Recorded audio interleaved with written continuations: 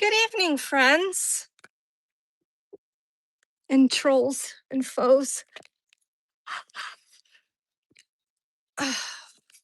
We're over here in the hood of Ingle, and we're going to go to the city council meeting this evening.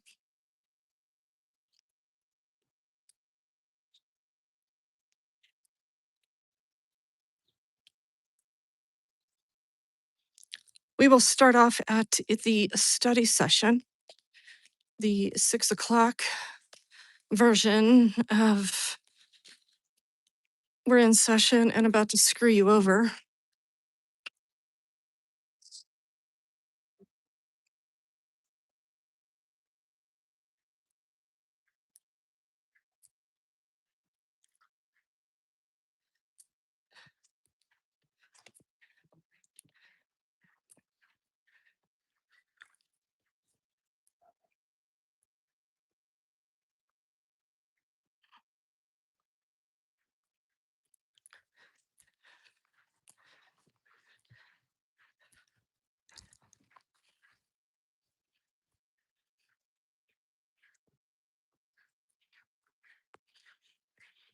Oh, look, everybody's eating on the taxpayer dime.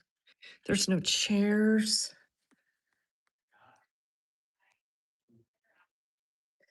There's Tamara T. There's the mayor stuffing his face with taxpayer supported food and the costs thereof associated with.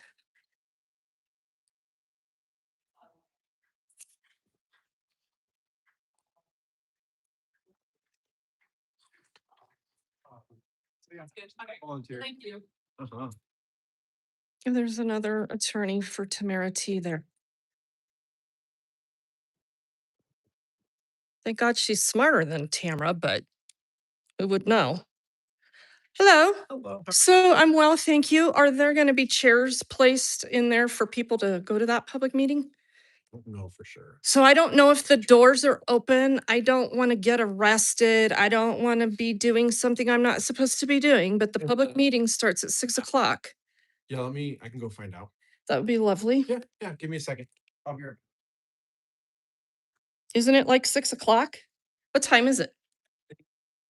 Yeah, like 3 minutes till. Yeah. And they're in there stuffing their faces.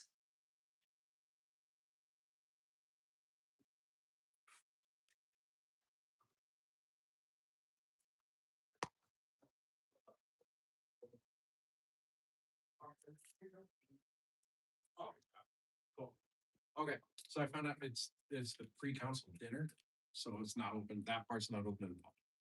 Well, yeah, but the public meeting starts at 6. Yeah, in this side, So they're gonna have their study session in here? I believe so. Can you ask, please? Because they're usually in there. Yeah, give me 1 second. Thank you. Good evening, sir. How are you? Good. How are you? Good.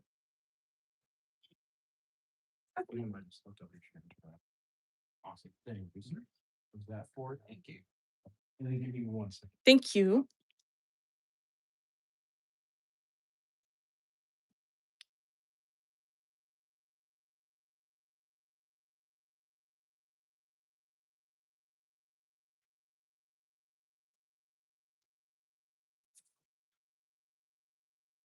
That's Officer Daly. We like him, except he became a school resource officer, so I guess if that's where he's most comfortable, with a guaranteed paycheck, so be it. But Jamie, hello. No name, hello. Half truths. Substralian alien. DJ, hey, thank you for being in here. Bohica. La Rata. They're scrambling. Sorry about that. So it's a regular session today, so it is open. Okay, so hold on. So are they gonna have their study session in here then? I don't know for sure. Well, I know these are all public meetings, but okay. I'm just assuming they are. Okay. Yeah, there they go. They're gonna, I see them taking their seats. Show's more helpful, sorry. No, it's all right. You don't know. You don't work these. There's supposed to be some city staff that tells people what to do. Oh, yeah, well, Yeah, good luck with that. there's that for you. Thank you very You're much. welcome. Good evening, sir. How are you? What else do I need? It really is any moment. What's that? Yeah.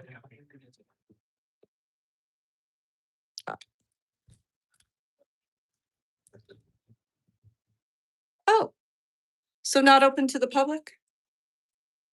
Oh, well, aren't you a special kind of fucking dick?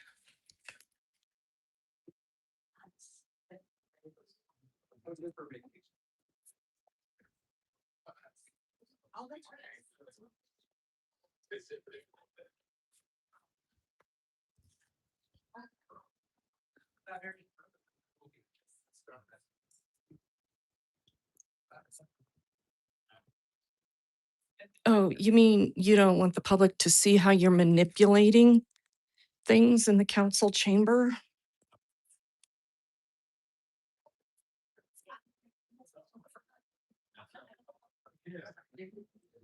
That rude asshole right there, just so y'all can see him.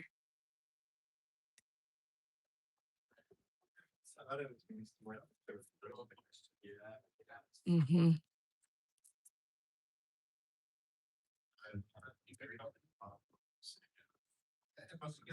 So they can manipulate the audio and video without anybody seeing.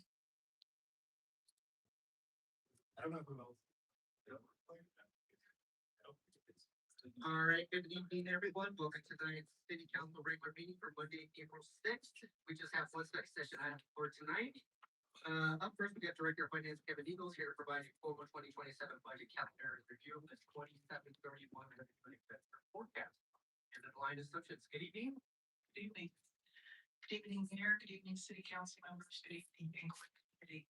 My name is Jenny Owen. I'm the budget manager. I'm a motion for 2027 to 2031 budget assumptions. On the agenda, we'll just briefly touch base on the schedule process. Front steps, our calendar, the budget forecast, impact to the 2026 budget figure. Forecast assumptions for the 5 years. Finally, impact of those forecasts on our bill fund balance.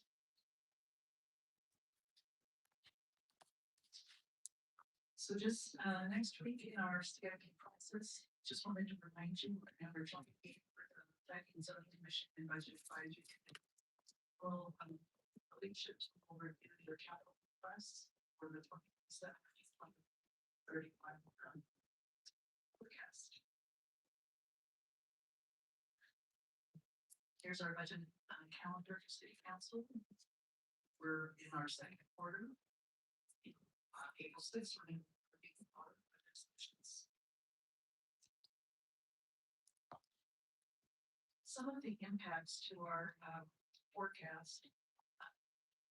I mentioned here that the forecast continues to be uncertain due to the current economic conditions. We're impacted by Federal Reserve rumblings that possibly due to the current economic conditions, there might be increases to the federal funds rate, but at the same time, we're also estimating a reduction in the federal funds rate. So there's a lot of uncertainty. So looking out these next 5 years, it's going to be a little bumpy road, and we updating our forecast in August once we have the input from our city departments estimates. So as we mentioned in the title of this presentation, this is our preliminary budget assumptions. Also impacting our forecast is the business and consumer confidence level. Even though we held on the tick up on the consumer confidence level in March, we're still below that 100 level, indicating an unfavorable consumer confidence. However, businesses, as of February, they feel that the economy is going well. They're above the 50% mark. So getting, as we navigate through this next quarter, probably see some changes on those lines. Also, the U.S. administration's trade physical policies and involvement in the Middle East war, Ukraine war that still goes on. Again, this may impact our sales tax downward. We just don't know by how much or how long the effect will be in place. This slide, the Colorado Economic Indicators. This comes from the Colorado Legislative Council March 26th Economic and Revenue Forecast. And as you can see, January year to January 26 to 25, our headline as well as our core inflation has increased. We'll see what that brings in their next report in June.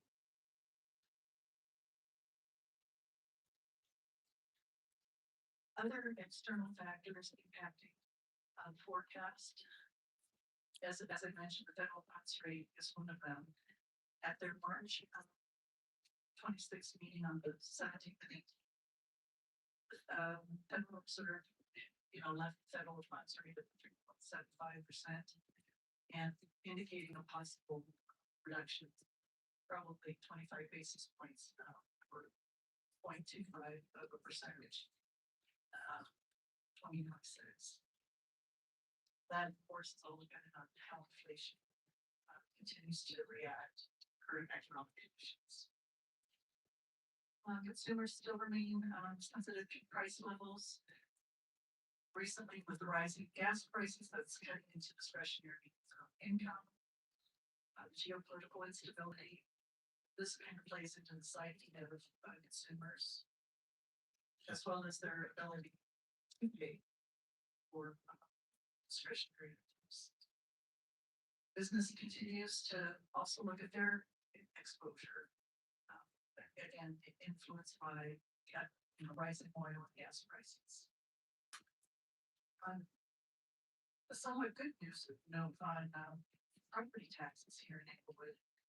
Even though the temporary tax relief measures had expired for the 2022-2024 Colorado legislation that was in place, there is one that's going to impact our 2026 valuation that we paid in 2027. And there is an adjustment of up to $700,000 property. That'll be a 10% reduction. That could be offset by your market changes in housing prices.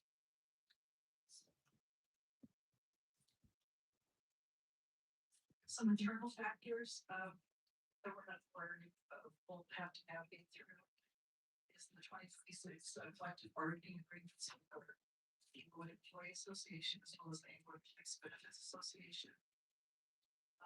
Our preliminary medical insurance rates for broker are anticipating a 9 to 11% increase. Dental, we don't know about yet. Same with workers' comp and property casualty liability. And we're basically keeping flat our sales tax rate right now, but that could adjust for 2027.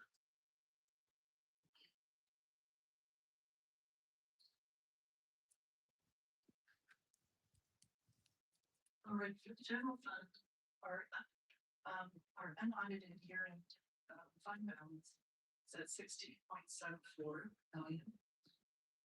And we have adjusted our revenue and expenditure budgets for our budget supplements 1 and 2 that are just fall.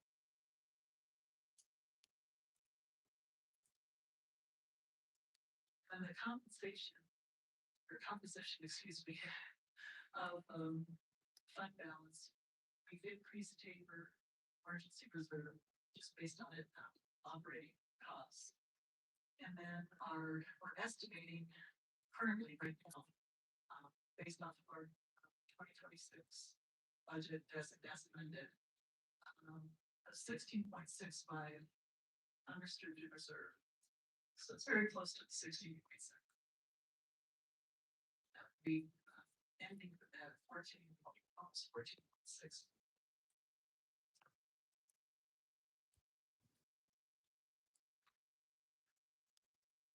With regard to our fiscal responsibility, last 10 years, you could see the compound annual growth rate has been year over year, about 5% for both revenue and expenditures. And then CPI has changed about 3.4 per year. You'll notice that the first 5 years of the decade, revenues and expenditures grew slowly as compared to the last 5 years. See considerable growth.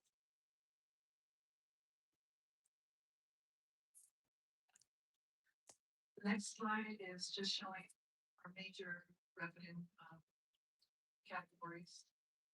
See that growth rate for the past 10 years as well as the first 5 years and last 5 years. All right, on to our assumptions. You're going to notice that we've maintained the same assumptions throughout the forecast. Again, that's due to the uncertainty of trying to forecast these numbers out. So we're going to just keep that flat for the growth rate increasing. It's always compounding year over year, but at 4% for sales. Tax revenue, property tax is 5%. And again, our property tax assessment is during the odd year, so we have an assessment this year, but any increase to any property tax will be felt in 2028. Now, all our other revenue sources were indicating a growth rate of 6%. And by maintaining expenditures at 3% per year, that's going to be probably a little bit difficult, but this is trying to control costs of get our fund balance back to where we need it to be.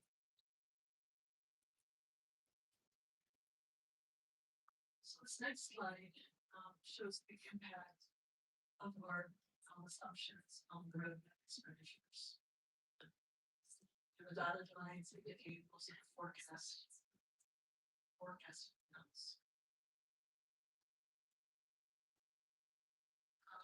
The general revenue slides is just showing our major performance of the revenue of the general fund. And estimated compounded annual growth rate is 4.9%.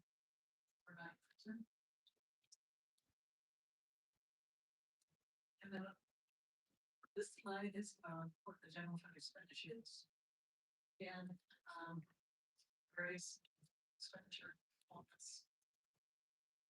For personnel quantities, contractual capital debt, and the estimated compound annual growth rate is 2.9%. Yes, very good. And this slide shows you just a side-by-side comparison of our sources and uses of funds. Our last slide provides you the history of our general fund understanding of funds. So you can see that our unrestricted reserve as well as our unassigned fund balance is growing from 2026 to about 2023. And since 2020, we have invested about 20 million in the general fund to fund various general government capital projects or capital projects. All right, next steps. Next week we'll have our CIP discussion. In May, we'll have our preliminary discussion with departments on their operational requests. And just June 10th is just a placeholder for items on the budget advisory committee to provide analogy savings. With that, tonight or have to answer any questions. Jenny, thank you very much for the presentation. Are there any questions from the council? Go ahead. Thank you. Thank you for the presentation. So the one question I have with the, general fund 2026 fund balance composition in millions, unassigned fund balance, is that 78 cents? It'd be $780,000. Okay. All right, I appreciate that. And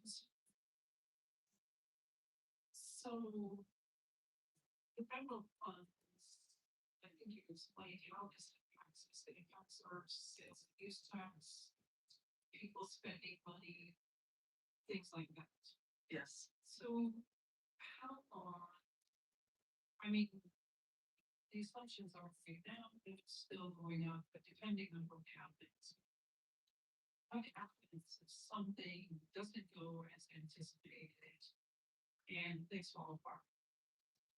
Then we have to have a different conversation with city council. And would that happen in real time as we're looking at budget? I would imagine so, yes. And also, if something happened, would it impact our current budget also? Yes. Thank you, I appreciate it. Go ahead, Madam Clerk. Thank you for the presentation. Just trying to get my head around how we're looking at forecasting and looking ahead to the next 5 years. Can you tell us a little bit about what the sales and use tax was forecast at for the last 5 years in comparison to this 5 years moving forward? I don't have that right off the top of my head. Yeah, get that answer. The reason I'm asking is just to kind of get a sense of, so given your volatile economy that we're looking at, it's a lot of uncertainties, many different stages. I'm just curious around why we're keeping the sales and use tax flat. My thinking is the economy is so unstable right now. There's gonna be changes to it, so it doesn't make sense for us to go out and be further than 1 year. So I just had a placeholder, just to see, if we extrapolate it out, our revenues and our expenditures at one, when we get back to our 60.7. This could change, as I say, come back to you in August. We'll provide you that information. Just because there's so many moving pieces and parts right now. So we're kind of sort of looking at a 5-year forecast, but really in reality, we're kind of looking more at the next year and just waiting through that time period to see if things are stable. Yeah. Okay. So I do think that information, where we were at previously in comparison to what we're looking for now would be helpful to me, to keep my. So the actual, you're just wanting to look at what we budget versus the actual. What the forecast was for sales and use tax for the last 5 years. Oh. These 5 years. It's unmatched, Yeah. but, I'll get you that. It's okay. It's Yeah, very yeah. And then I'd also like to understand, are we, when we're looking at, inflation and predictors around that, are we focusing more right now on core inflation predictors or headline predictors or a combination? If you look at the headline, that's what includes both food and or take those out because food prices are volatile. However, in England, we don't charge sales tax on that. Energy, we don't get the sales tax on that. I go most of the state and we get it back highway user tax. So those two are so going off of 4 is going to be a little bit more predictable than headline. Okay. Just because it will pull us out, but we could use either or a combination of the two. the energy won't affect us as much, other than, what we all pay at the gas. At the gas pump, that impacts our discretionary pay, which impacts sales tax retention. So I think I'm better understanding the distinction between those two. What I'm trying to understand more is like what our approach is in the fiscal department and as we're looking at forecasting and starting to build the budget.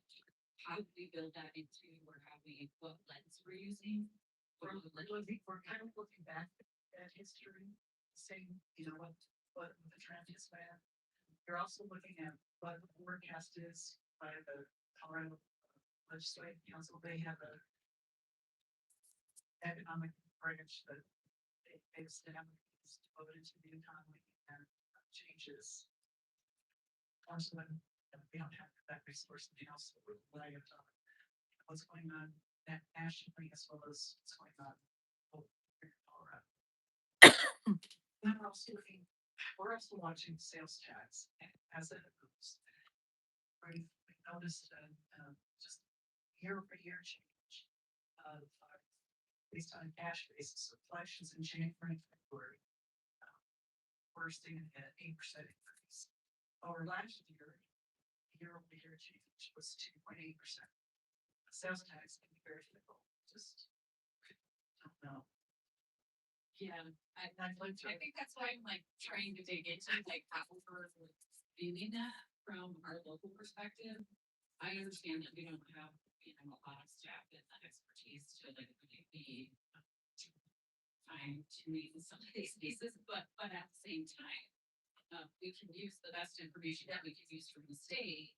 And even though we're not charging taxes at purchasing food, there are lots of visible implications and volatility right now. And so I guess I'm asking because I believe that while I understand like typically core inflation predictors are kind of where we want to be sitting and be more comfortable in, I think right now we're in a position where some of those headline predictors do need to be considered, especially locally, so that we are more smartly looking at our budget and forecasting. So just that 2 cents of how I think that we should be getting our hands around forecasting.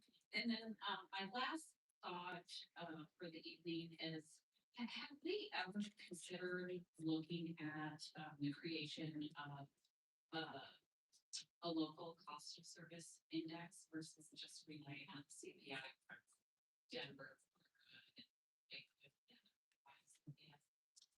Have not, that's a probably they should put it better.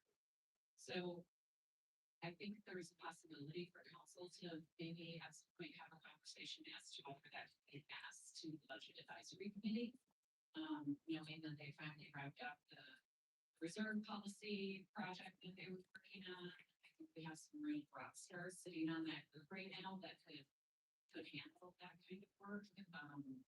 And I just think it would be one more tool. I envision that like the more that I'm reading about it, it does seem to require kind of a lot of upkeep and maintenance. But I feel like once you build it, then being able to upkeep it becomes a little bit easier. And especially in times like these, like why would we not want to have something that's a better global predictor for us and kind of the trends that are happening within Eaglewood, which I think are probably vastly different than what you might see in Denver or other areas. So that's also just a thought I'll hear if they can ask. Thank you. Thanks for the report. Just one question for me, Jenny. I think it's a couple slides I had this. It's 2020 to 2031.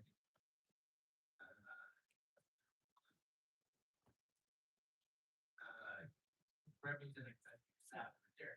Just kind of curious, the 2025 unaudited.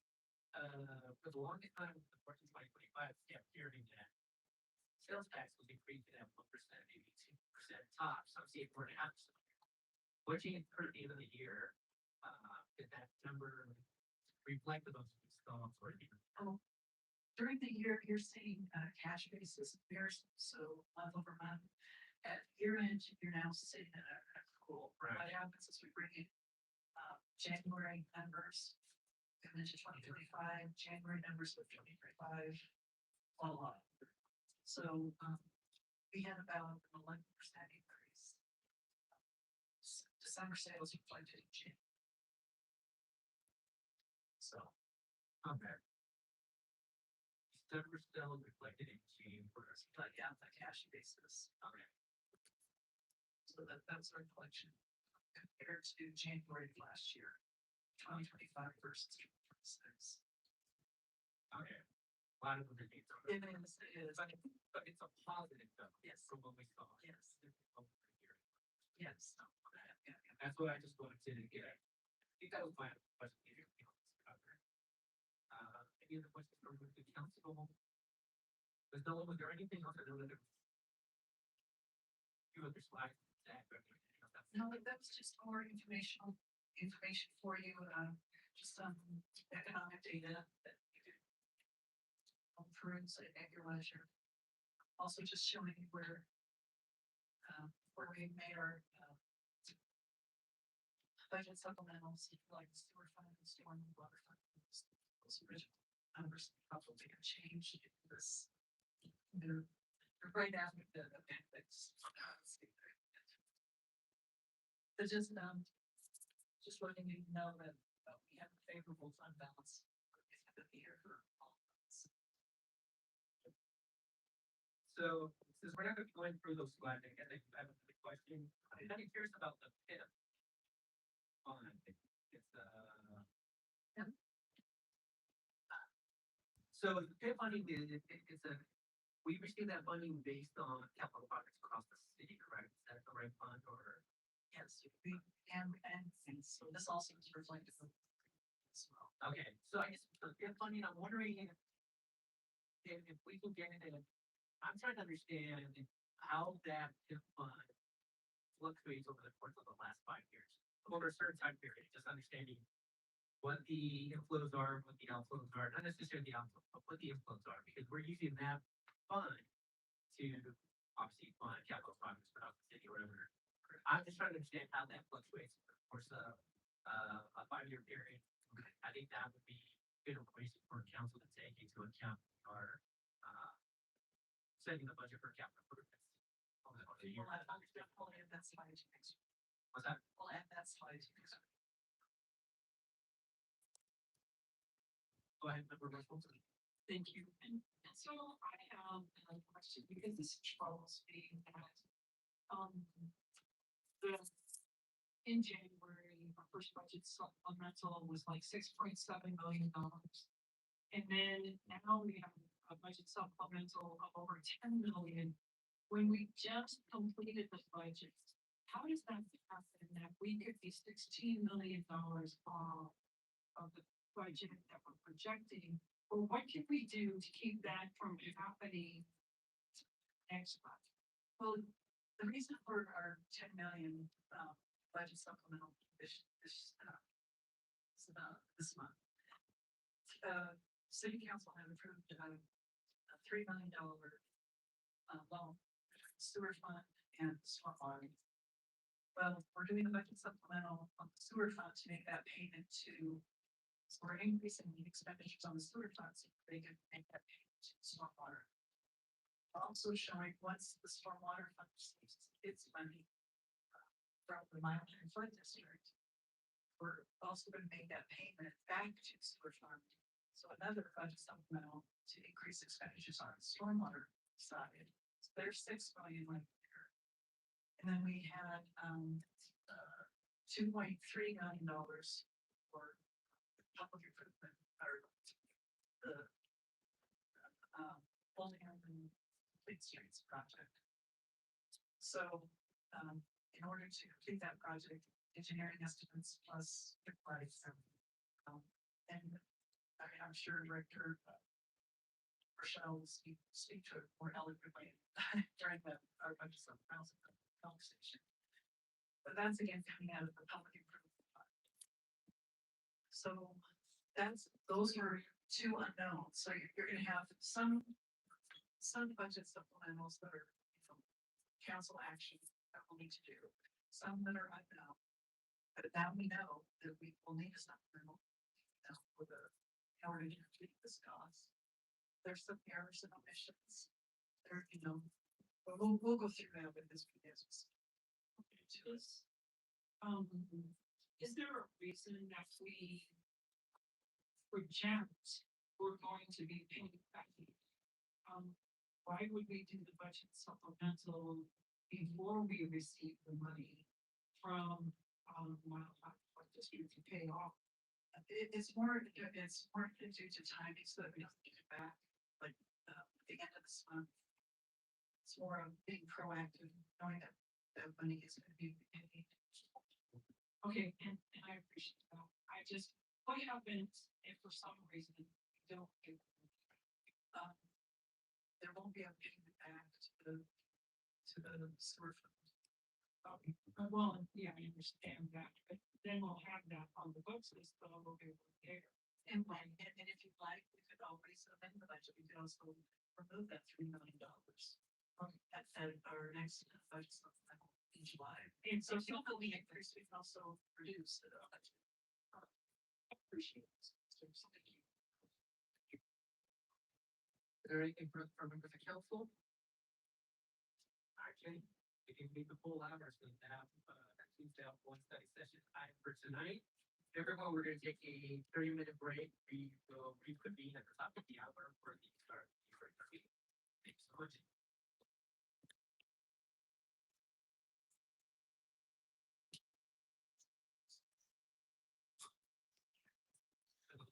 I'm all right.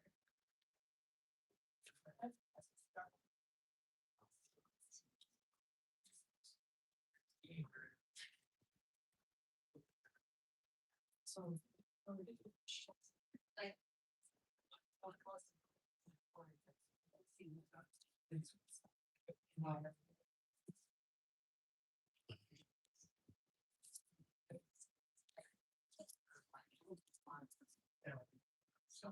it's $2 million. And it's more expensive than what it's more expensive than decisions. Because what if you have delays, how do you just keep it broke? Waited very few years.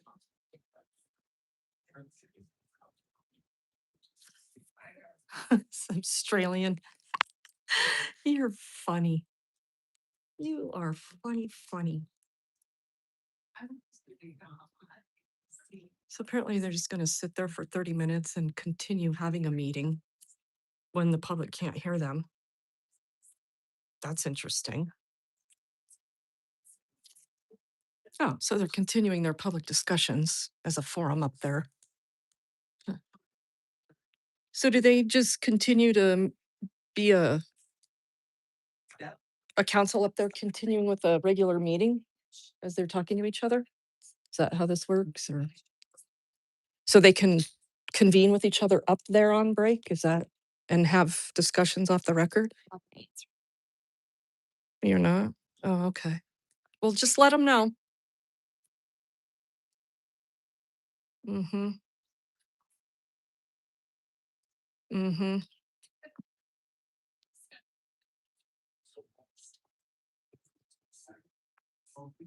I mean, they've already violated the Open Meetings Act when they were talking about policy issues in executive session.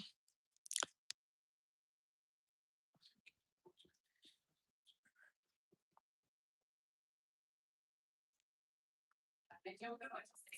I don't know. I know that you. He'll be filling the vacancy up there. They have an election on the 7th, which is what, tomorrow? Yeah. And so Crabtree and him are in the runoff, and it will undoubtedly be, the Steve Joe Jackano Friends show here. Here we go. Mm-hmm. Hey, here I am, everybody. I'm here to take my seat.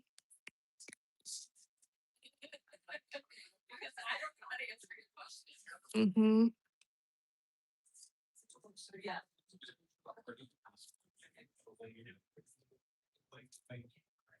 I'm here.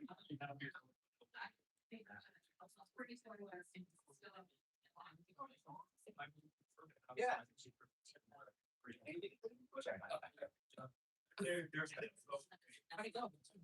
Yeah, yeah, they will. How many times are you going to violate the Open Meetings Act tonight? What's going on, dude? Huh?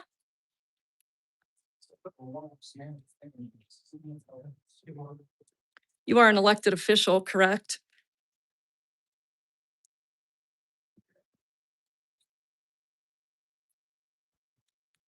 Taking your new seat into private?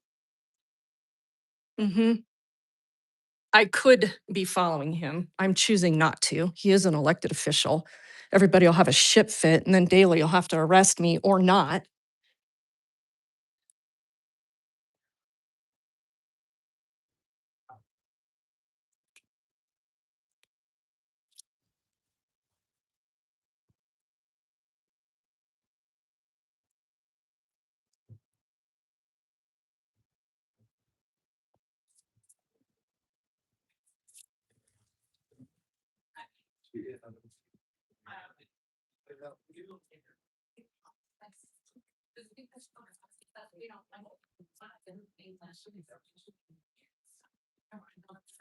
Excuse me, Mr. Reed, am I allowed to walk around since we're on break?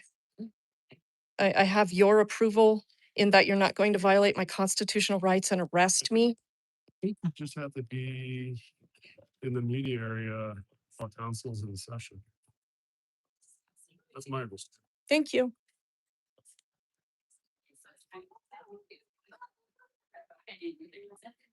Saw the drawings already. Oh, I didn't. Yeah. Yeah.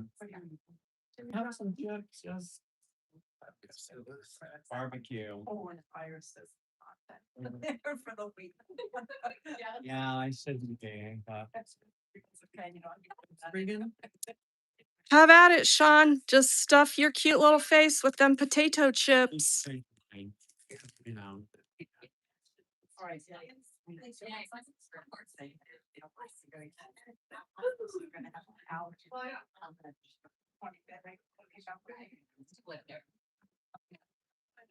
Oh, right, I pick up trash and everything. Yeah, that's great. Yeah. I think it's good to start off with service. Everybody's excited. Yeah. Do you care to share with the public what you're working on, Miss Niles? No, it's confidential. Oh, it's confidential. Yeah, attorney work product. Like, hey, let me send out some emails so we can figure out how to get Regan arrested. I'm having a point.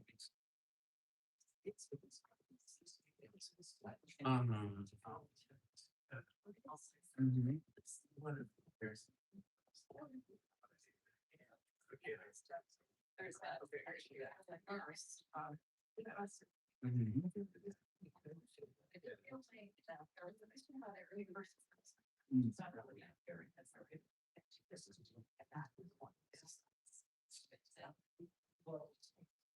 Yeah. It's such a good life lesson. Half truths. She's definitely a demon. Oh, I wouldn't know.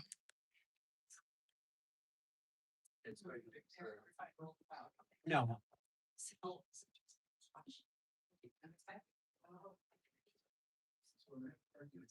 Oh, let's gather over here. Let's see what's going on over here with these city officials.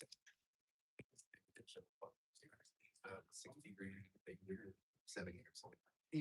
I think the positives that you want to say that you control the brand. Are you trying to get a quote? I just told him, I'll talk to him. And then you also, you're benchmarking against yourself. Whereas I think the reason they like the Schulter model, you're comparing us to the benchmark. Yeah. And that's gotten better. And the challenge with it though in the past was that it was we didn't say no, was in that benchmark mix, and now let's kind of identify some cities. Yeah. Yeah, you want to talk to more? Yeah, so Yeah. heads up, Yeah, thanks. you can do some thinking and new on it before we get to the conversation. Yeah. Thanks. I still think. We can clean it. No.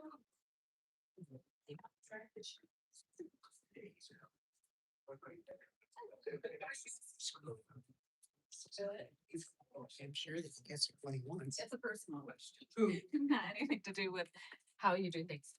Do you guys have, if it does, then managers and trainers that like particular people that you use or anything like that? Yeah, ever, as far as that. Do you happen to have trained it? Well, we have a dog, but not a canine. No. Oh, okay. So we have the friendly dog that hangs out. Yeah, It brings the good vibes, but, okay. I was asking because I recently got a German Shepherd puppy mix and and he's not fully grown and he can easily yank me off, I guess, some days.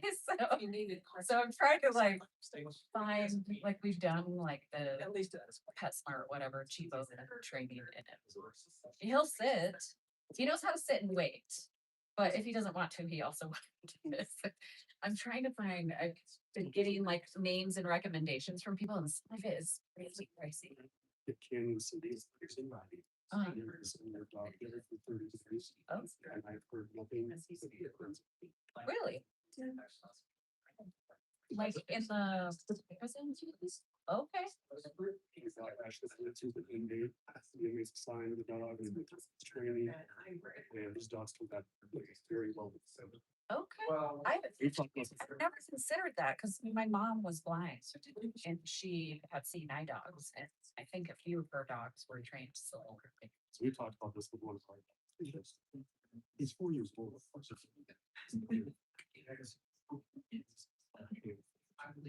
Yeah,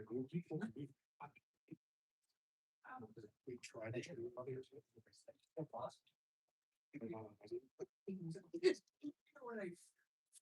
It's just, it's working. I mean, they're so smart. So he picks and chooses when he wants to be good, but I just, it's my daughter's dog and I want her to be able to like safely walk her and Doing okay so far. I mean, I, walking like this. And I try to like, do the 2-point and hold on to him and not let him like have a leash to like pull and he's dead. no, I didn't know these conversations. You know, sometimes it's about get back. How you doing? Losing. Interesting. I'll have to look into that. Thank you for that. Yeah, so. Division Chief Reed, can I ask you a couple questions about why you guys aren't utilizing the RTD Police Department for your bus stop issues? What do you mean? Like all the problem areas that are RTD in the city of Inglewood, specifically King Soopers. So why is the Inglewood Police Department utilizing all of its resources to address, crimes against society? I don't know if they have the staffing, come into every city and. Well, they have a full police department. Yeah, so it's their job. Right, I don't know what their direction is. I have a Direction for those. he's just. Their direction, but it really shouldn't matter, right? So if citizens are calling or businesses are calling about all the problems at the bus stops, are they being told to call RTD because they have jurisdiction over that? So you'll respond to just all that nonsense and just ticket the shit out of people? We'll respond to officers have discretion. Like husky. You think that's the best use of resources? It's what we do. It's just what you do? Services, and they have discretion on what they're going to do. Interesting. When they have a fully staffed police department, wherein the chief of that agency is the highest paid chief in the state of Colorado. Did you know that? Yeah. Highest paid chief of police in the state of Colorado. While he sits over there. So you guys, take care of his business and he doesn't have to do anything. And We don't work with RTD very often as far as I know. Why? Shouldn't that change? You don't think that should change? It's not something that I've really thought about. Do you think you could potentially think about it? Is that in your wheelhouse to redesign? Always open to new ideas and stuff. Well, it's not a new idea. It's been there for the whole time. And, you know, when you guys got to fight all that real serious crime in Inglewood and you're short staffed, you know, like you tell everybody you are, don't you think it makes sense to make RTD do their job? I can't tell them. Sure you can. Anytime that we can get more resources in here to help us out. Well, they're taxpayer supported resources. Yeah. So I'll look forward to that change and that implementation of seeing more RTD police at the RTD bus stops in Inglewood. I don't make that decision. I know you don't make that decision, but what I'm saying is I will look forward to seeing no Inglewood officers at bus stops that are RTD jurisdiction. And We often approach it.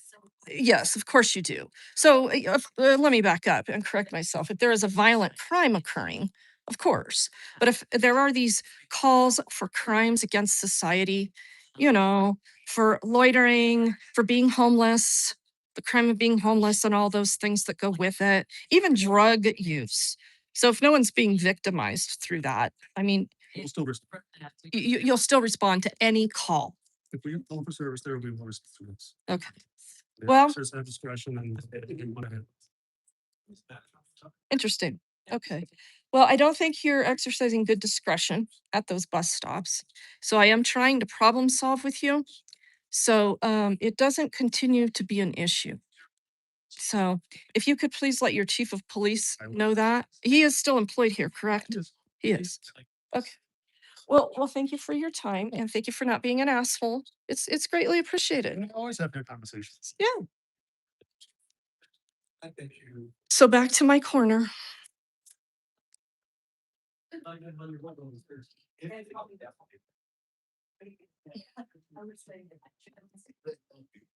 This is gonna be decided by one or two guys. All right, well, let's check in with everybody here tonight. How is everybody? You doing well? Cheers. Am I gonna speak tonight? Oh.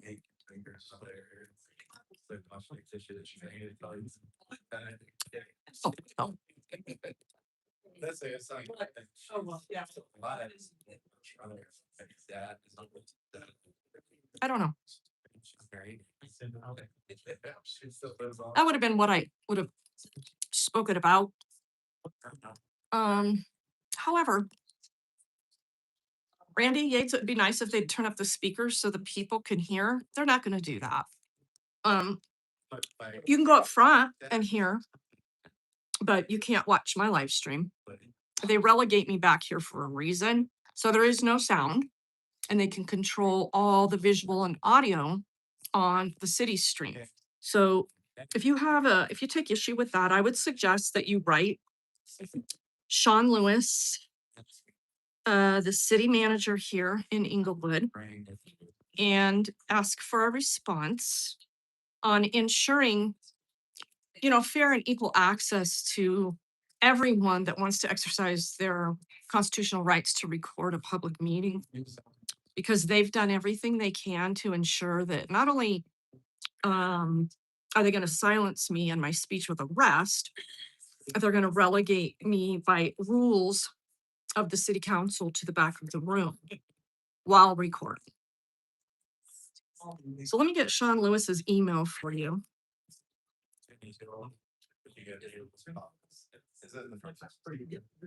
And we'll put that in the chat.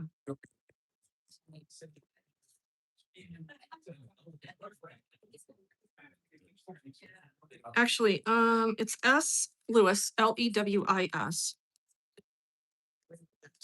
Can someone type this, please? In the chat, S Lewis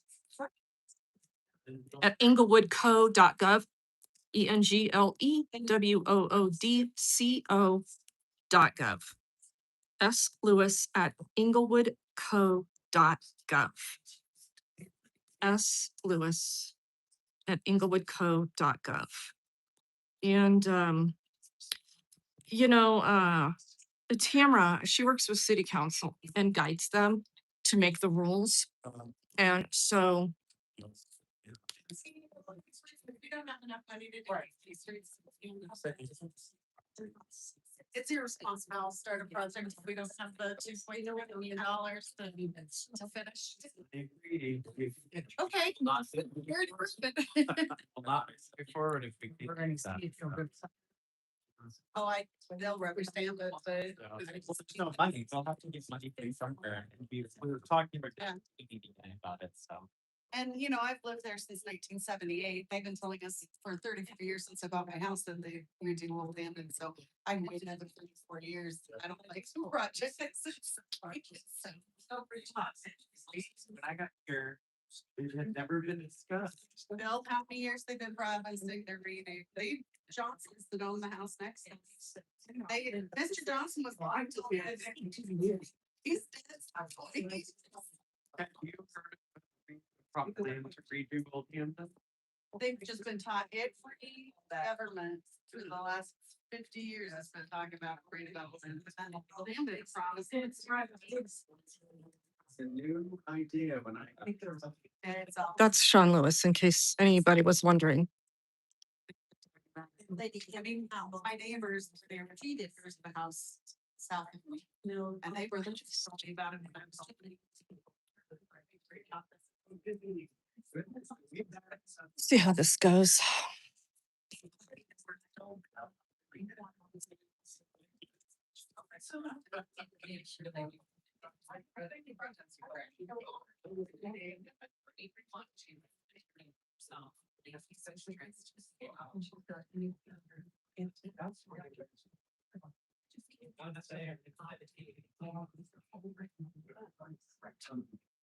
When you make CD or we demonstrate, like, wow, near your house, every single, we had our bottom and back in. So it's like, oh, wow.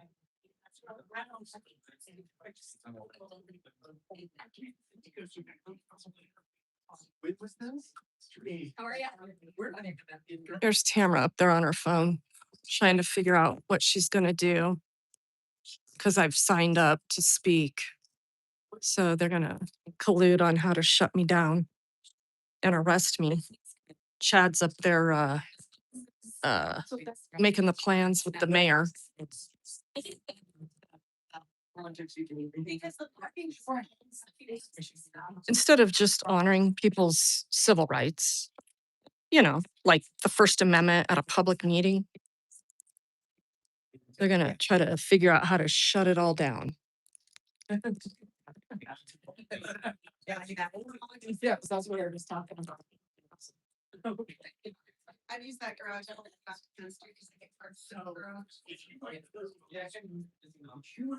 Yes.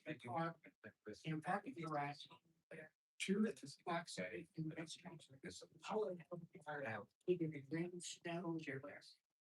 We're 8 years old. I go to Street, Cochino, Bowen Gallagher. Probably 3 times a week. I've never had a problem finding parking. This really has their own. I already had. We can be taken away. Figure out where. Do you park on the plan? Oh, yeah, yeah, I've never parked up. So Sean's avoiding me. So when it would be the next community meeting at the police department where you get people together to discuss how to take down the homeless?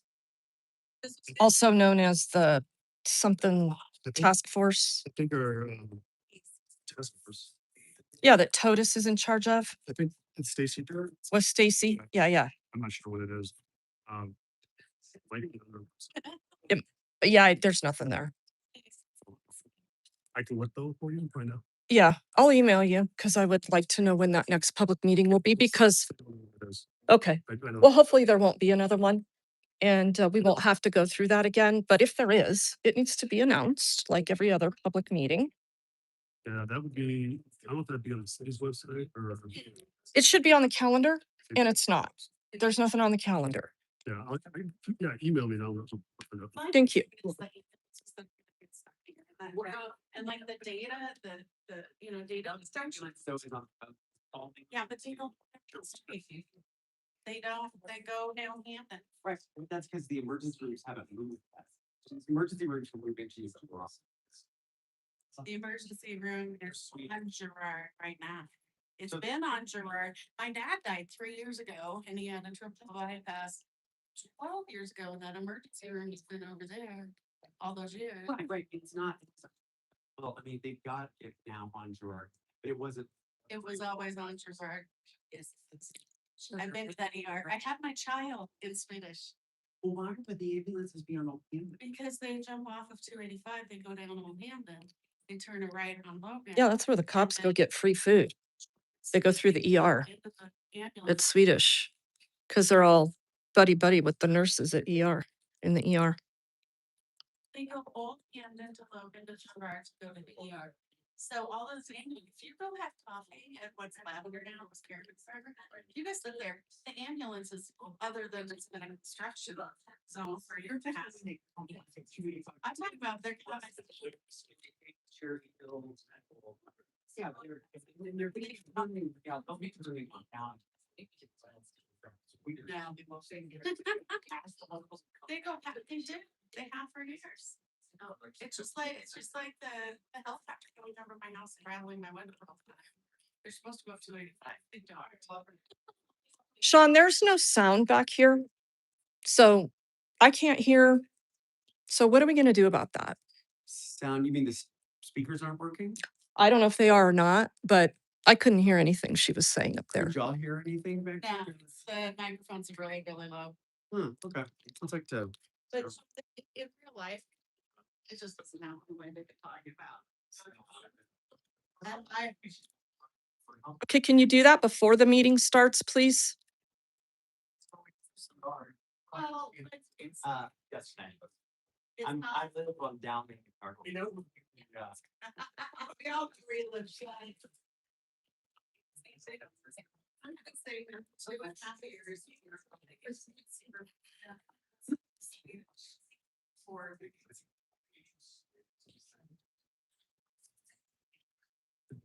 Yeah, that's Vicky McDermott, Tamara's right-hand chick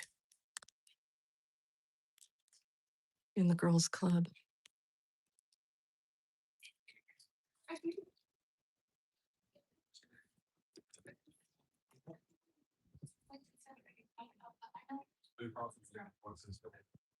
Yeah.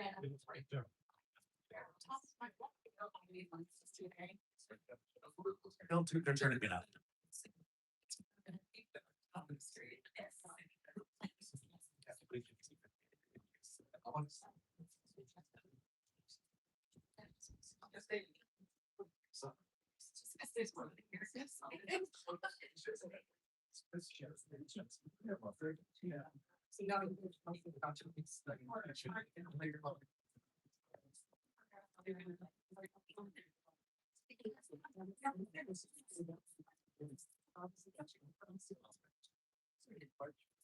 I still remain number 6 on that speaker list.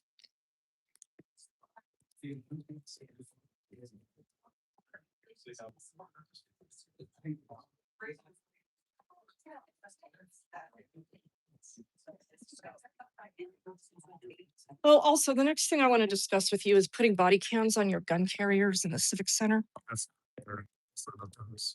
up to LS County. Well, they're not going to do it. So can we have an honest discussion about what that means and what that looks like and why? Or are you just going to shut me down? I'm not gonna, we're not gonna do. So can we have an honest discussion about why and how it looks? It doesn't fall into our legal things. We don't outfit security guards. Except you hold a taxpayer-supported contract for gun carriers in your public buildings. But they're managed on their own. I just had the conversation with their supervisor last week. Yeah, well, the ally people are stupid. Okay, they don't know the laws. And have you gotten an actual legal opinion on that from somebody besides this dumb shit attorney over here? I talked to Allies, person who's in charge of the contract. Person. Yeah. Is she an attorney? I don't know. She's not. He manages all the contracts, or I told them that is up to them if they want to do that. But you don't think they should? You don't think they should have them? I think they, Uh-huh. that's not up to us. It's up to them. So then we need an amended contract. That's, Freedom, that's not my decision. It is your decision because you have the authority to say to the city manager that we need them to have these on. They're not peaceless. It doesn't matter. If they can go to their, They are gun carriers. They should have them. You agree with me? shoot, I'm not agreeing with you. You're not agreeing with me that they should have them? I don't have an opinion on that. Okay. So you don't care if they have them. If they want, then they have to bring it to their supervisor. And And it's my understanding their supervisor told them no. that's correct.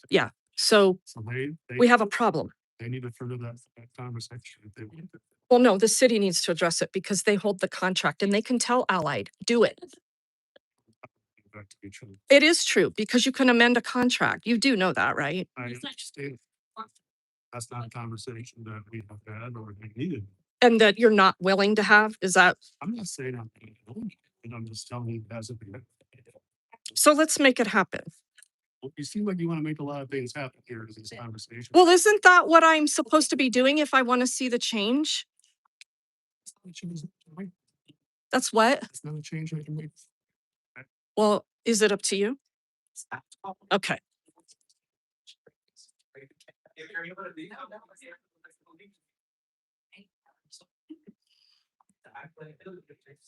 The flag of the United States of America and to the republic for which it stands, one nation, under God, indivisible, with liberty and justice for all. Thank you. Please, like, take roll call. Yes, good evening. Member Jim Anderson. Present. Member Bethel. President. Member Frank. Present. Member Russell. Present. Member Ward. Mayor Sierra. Present. 5 members present. Thank you. Moving on to consideration of the minutes from the previous session, into the minutes from the regular council meeting from March 2nd. Seeing none, can I get a motion to approve the minutes for March 2nd? Thank you, Mayor Pro Tem. Can I get a second? Second. Thank you, Member Frank. Can we please vote? Mayor President Anderson. Aye. Member Bethel. I'm Member Frank. Aye. Member Russell. Aye. Mayor Sierra. Aye. Director Tom ayes. Thank you. Now moving on to recognition. So tonight, Englewood City Council would like to express their sincere appreciation for the dedication and hard work of our board and commission members. Your commitment to serving our community plays a vital role in shaping the future of Englewood. And we are grateful for the time, expertise, and passion you bring to these important positions. Thank you for your continued service and contributions to making our city a better place for all. And I believe tonight, City Clerk Carla, you're gonna be reading off the names of members of the board and thank you for being for that, with the certificates. So if you hear your name, if you wouldn't mind just coming up and taking a quick picture. All right, for the Board of Adjustment and Appeals, we have Julia Porter. Yeah, so anyway, no clapping is allowed, so I'll just talk through this clapping. So I think we're gonna have to either try to come to some agreement here on how to get body cams on these gun carriers here in Englewood, or there is going to be kind of a prolonged issue with the lawsuit, probably not settling like it should. I don't know. We'll have to see.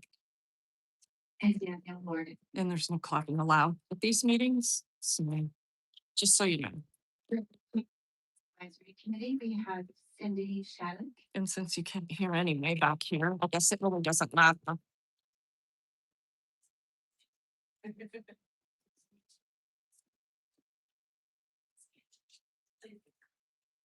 For cultural. Let's read the agenda here. Coming up in this meeting is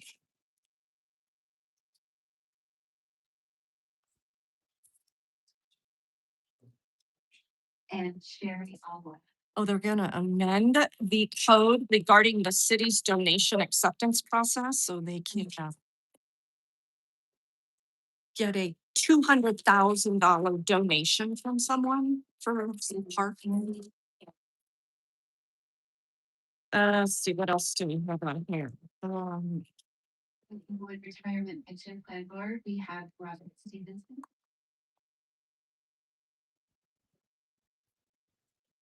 For Inglewood Transportation Advisory Committee, we have Neil Sarno. Oh, we've got data sharing agreement between the Colorado Bureau of Investigation and the Inglewood Police Department.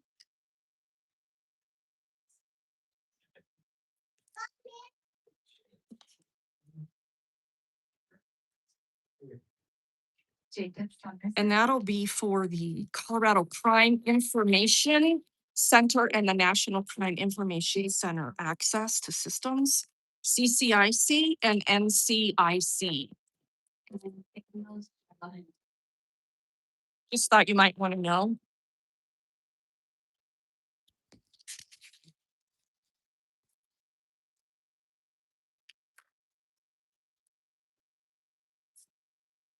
For Parks and Recreation Commission, we have Emily Gonzalez. Since there is no clapping allowed in these meetings.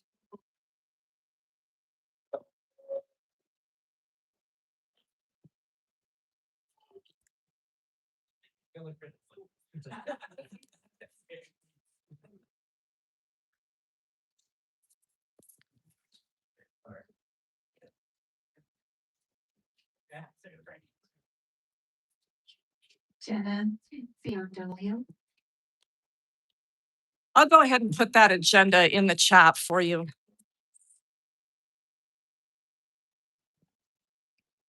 And Kristen Beard. For Planning and Zoning Commission, we have David Brenchman. For the Public Library Board, Gina Phelps. Are you able to hear any better back here? For Sustainability Committee, we have Hillary Kerwin. Eric Reeds.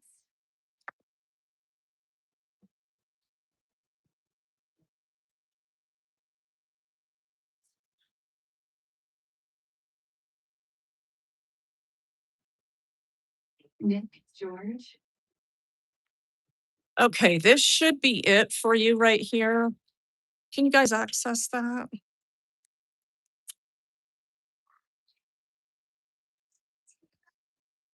And Caroline Santopadre.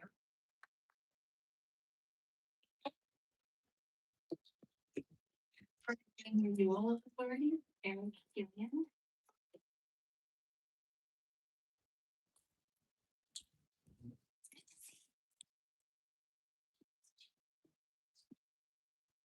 Maria Simon. Maria Simon.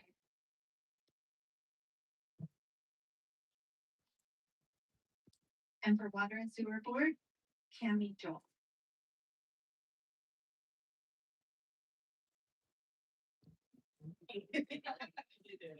Oh, prepare me.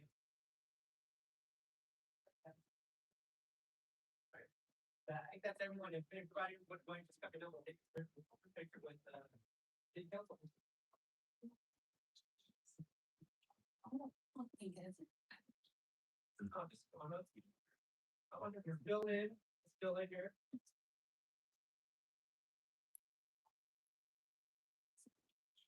Try to leave. Wow, that's a lot of money. There are Shadows of Babylon. Wow.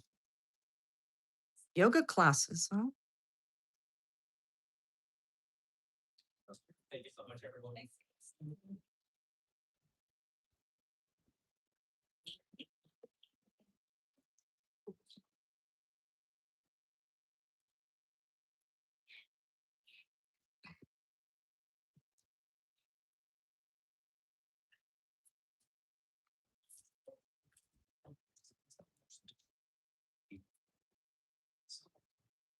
All right, everyone, we're no point in communications or proclamations, so we'll move on to public comments. So this time is devoted to listening to comments from the public. We have about 90 minutes total, with each speaker limited to about 3 minutes apiece. Each speaker is to sign up prior to the start of our meeting with a sign up sheet in the back of the room stating your address if you're an Inglewood resident or just the city you reside in. If you're not an Inglewood resident, and for your information, I will only state the city or the district when I do call your name to speak. Anyone that wants to speak virtually, please contact our city clerk's office prior to 5 p.m. the workday prior to the city council regular meeting. If you do wish to use AV materials, please submit those to the city clerk's office. Um, Thursday by 5 p.m. prior to the meeting. And if you do need to use video, please use the area in the back. I believe that we have 6 speakers here tonight. I'm gonna address those that have spoken over the last 90 days first. So up first is Sarah Lefko, a District 1 resident.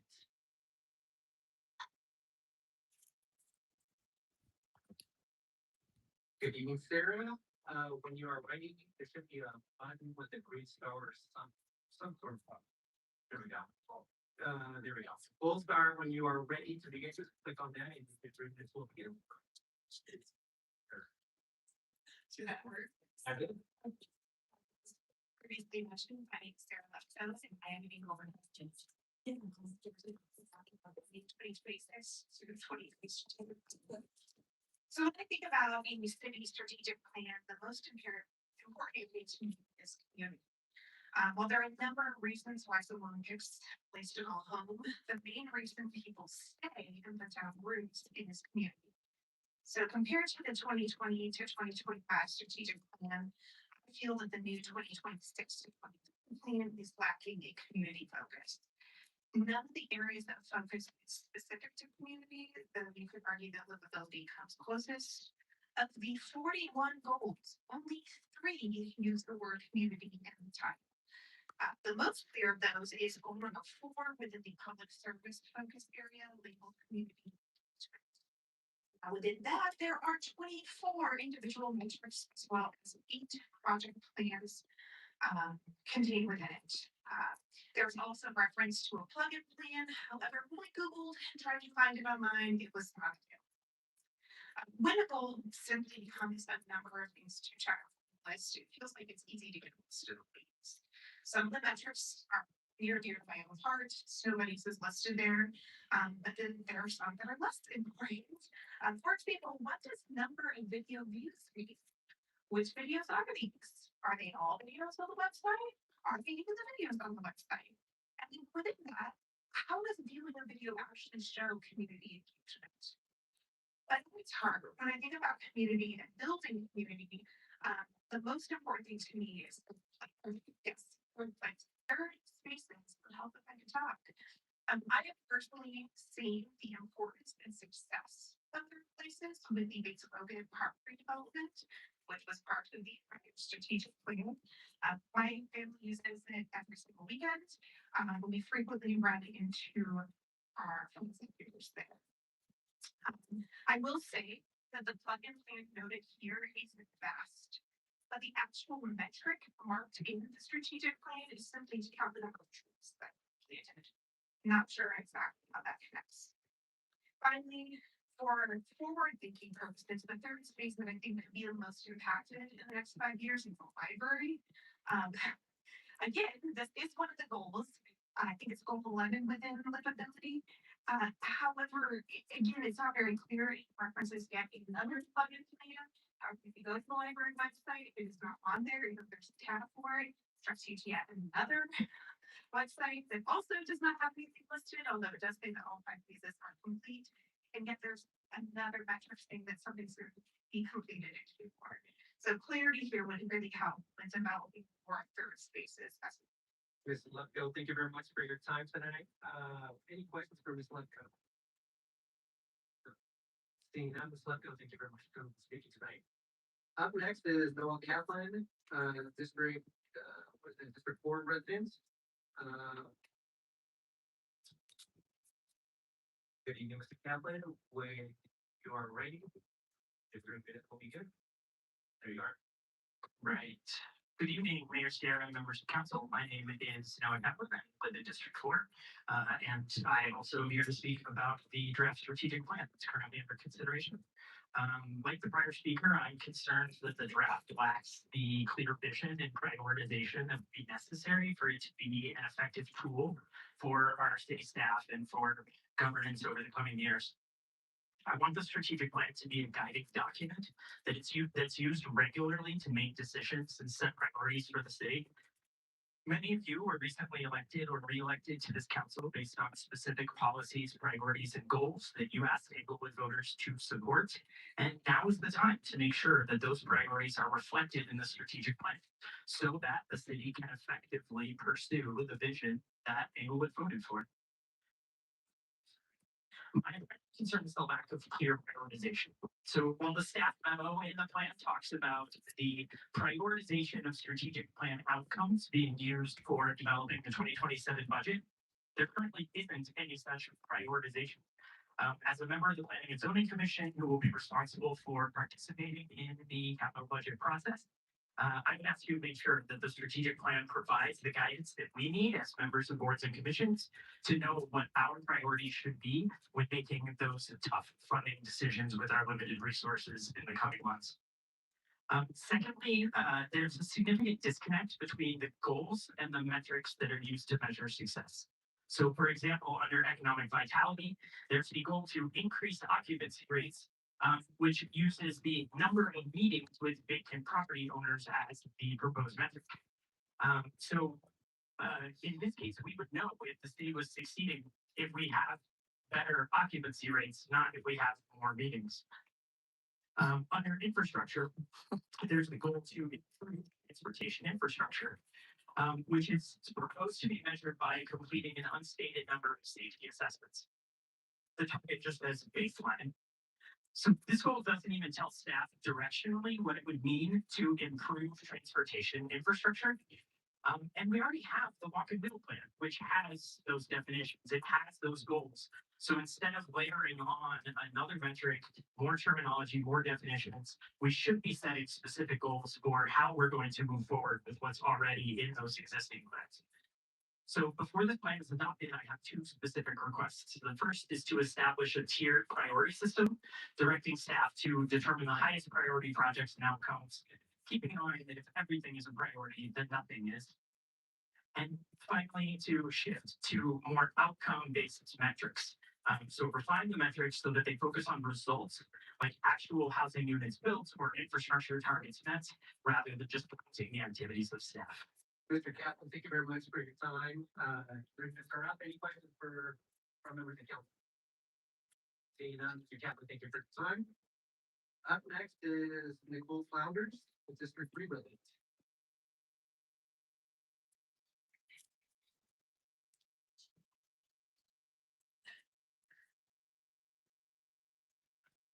If you Ms. Flounders, when you are ready, yeah, please go ahead. The start button. Actually, no, it's already green. So you can Okay, thank you for the opportunity to speak tonight. I'm also here to talk about the strategic plan.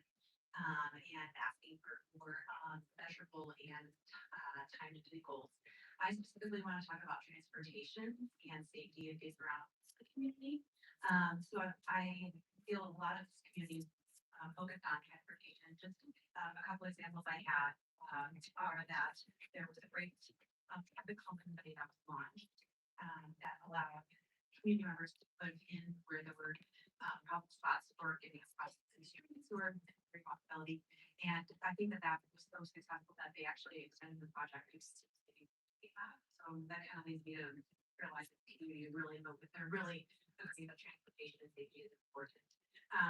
Right now, in the draft, there's a small section that says pedestrian safety.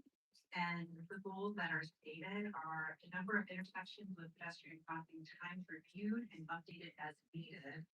The second goal is number of intersections with leading pedestrian intervals installed. And the third one is speed damage or deteriorated sidewalk. And all of these goals, the target is also baseline. So what does that even mean? I don't think there's anything really measurable about that. Any ways for the community to know that we're moving in the right direction. So I would also like to see more specific and measurable goals. Things like how many feet or how many meters of productive bike lanes or how many projects were completed that improve safety across these streets.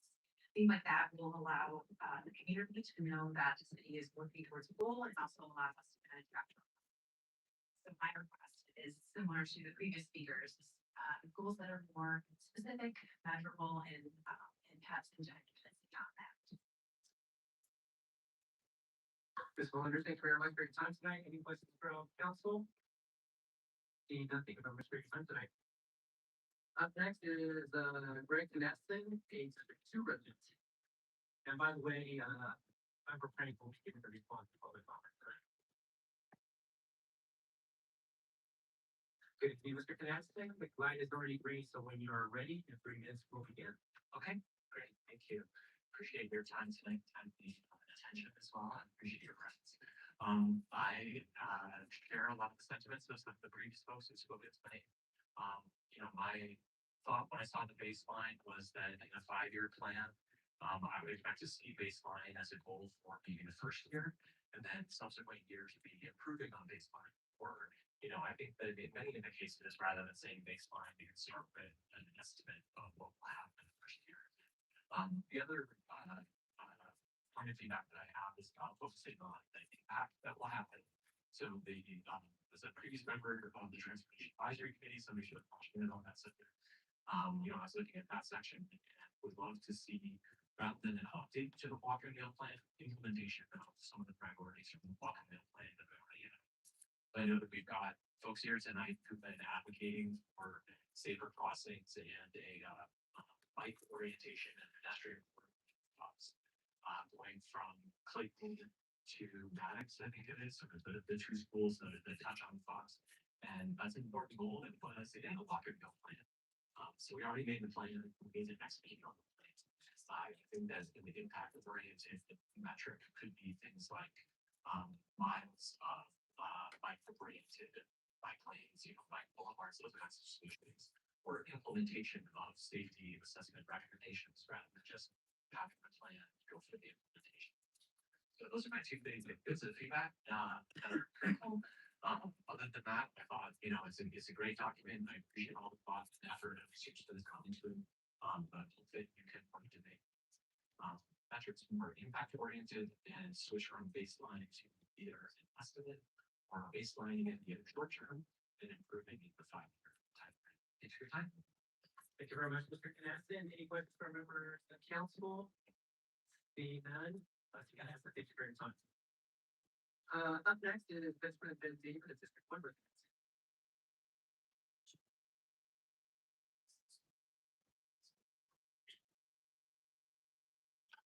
Good evening, everyone. Benjamin Ben David, East Amherst and South Main Street. I think the key to any city plan is having a secure and safe environment to live in. So when you walk out of your house, you're not afraid that you can go anywhere in your area without being afraid as well. As I've been here before, I've talked about a problem addressed on my block for the past 8 years. What we saw there just 2 weeks ago was something that's pretty amazing. We saw 4 cars pull up with no license plates on either one. I mean, I can understand maybe one car a year pulling up to an address with no plates. This was 4 with no plates. The individuals scampered out of the cars, went into the problem address, and they were in and out of there in less than 3 minutes. On the very same day, we saw 5 unhoused people go into the address on foot and 3 go out. We don't know how many people live in this house at any given time. It's just unknown. Because when you have a drug trap house, if people are so inebriated that they can't leave, they get to stay a little while. The unhoused people that we see coming to the house are pretty wasted, and when they leave, they're even more so. We've called EMS over the past couple of years, so we've seen people down in the alleyway and even like half the block away. I don't know what else to say about it. It's just been going on for just so long. Excuse me. Even today, we saw some new arrivals that we've never seen before. Some cars pull up and even 2 people on motorcycles pulling up and going into the house. I don't know if it has anything to do with the holidays. I don't know, but these are people that we've never seen before. That's all I have to say tonight. Mr. Ben David, thank you very much for your time. Any questions, council? Seeing none, Mr. Ben David, thank you for coming. And final name on the list is Regan Benson. Good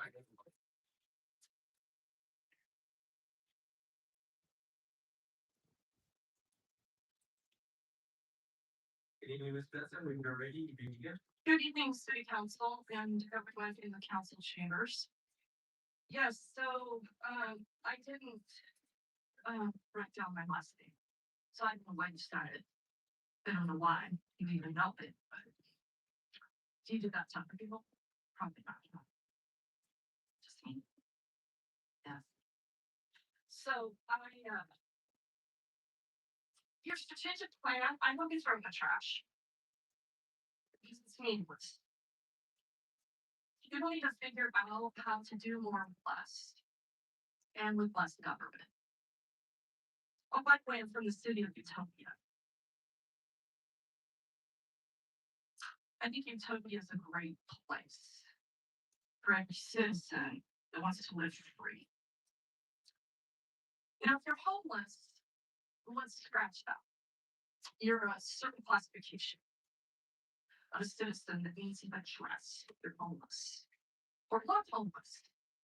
I mean, heck, when you see homeless people going into a house, how do you know they're homeless? Seems weird to me. And, you know, I know that it doesn't feel good when you have to talk to a homeless person. So you should, of course, call cops.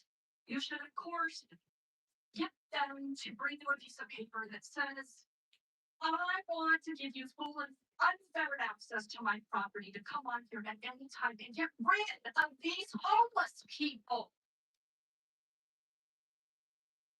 And then hold a meeting at the police department so the same group of people can sit there and bitch relentlessly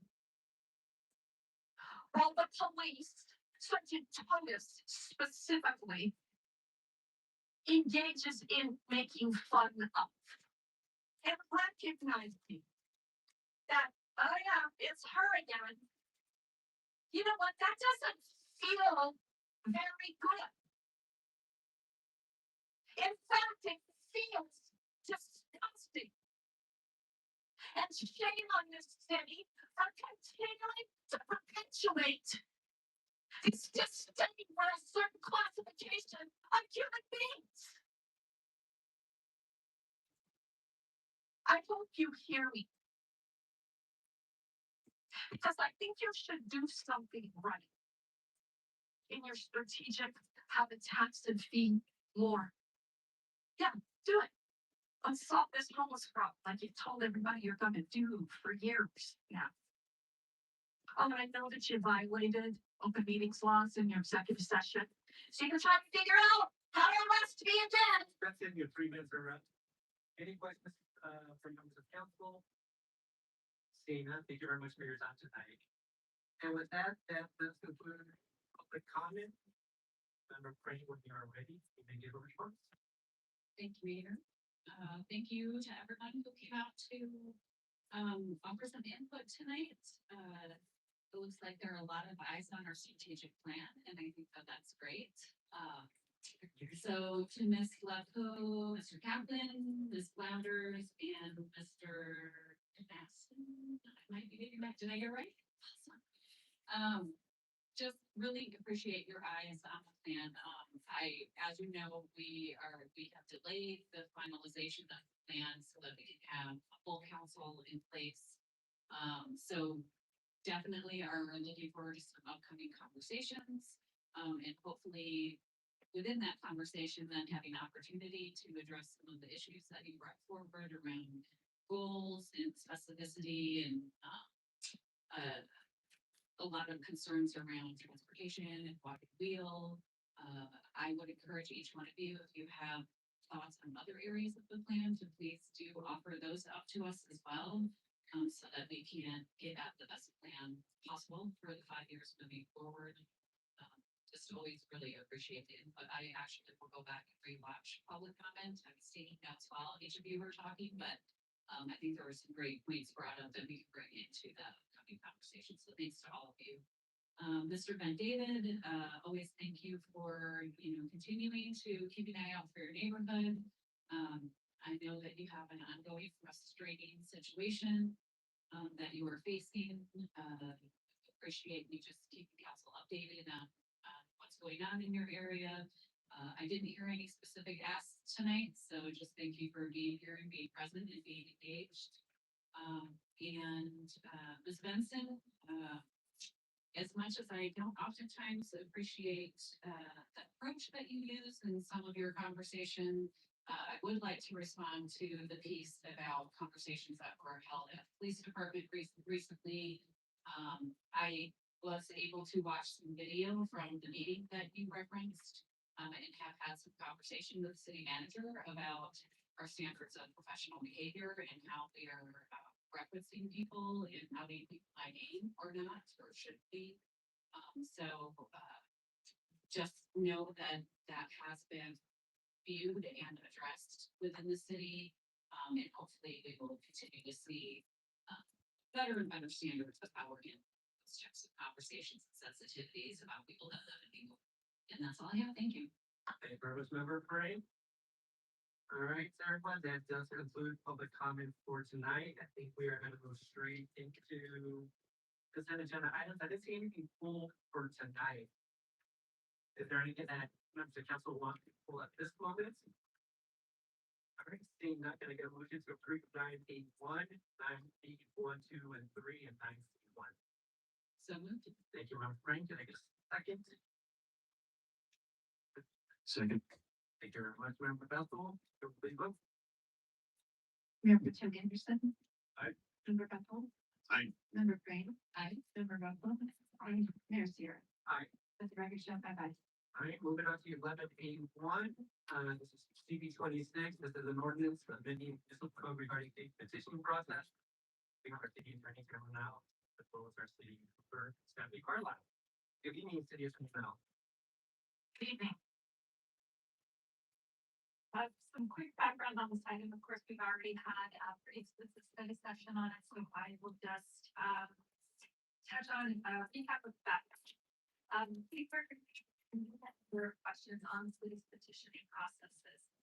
Every time there is an election or a petition, an initiated ordinance or a referendum, we receive a large number of questions from citizens. How do I do this? When would you like to spend? How many signatures, et cetera, et cetera, et cetera.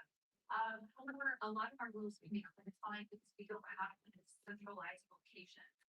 Our rules are derived from state constitution, state statutes, our city charter, municipal code, and even some rules were made by the elections commission that are contained within minutes of their meetings. So those are next to impossible for citizens to find. So to try to make it easier for people to find and follow our rules and eliminate some of the uncertainty that they have when going through these petitioning processes. For the last year, we embarked on a process to put them all in a single location that is easy for everyone to understand.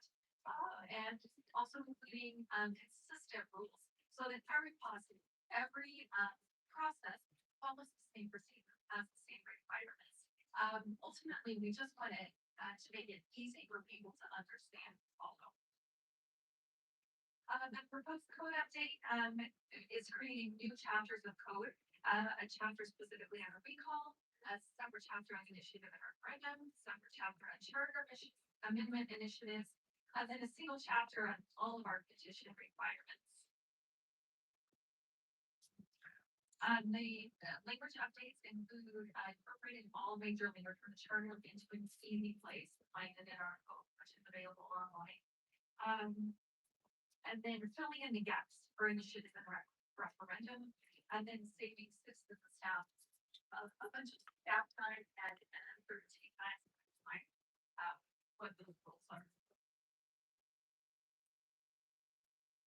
I've been working on this for so long that I think I just gave you all of the information on all of the slides. We also wanted to, again, make it easier for people, so provide for the clerk to create templates for people to use. So people can see what it's supposed to look like, what it's supposed to say, and know exactly where they need to fill out the blanks. Here are some substantive changes, though.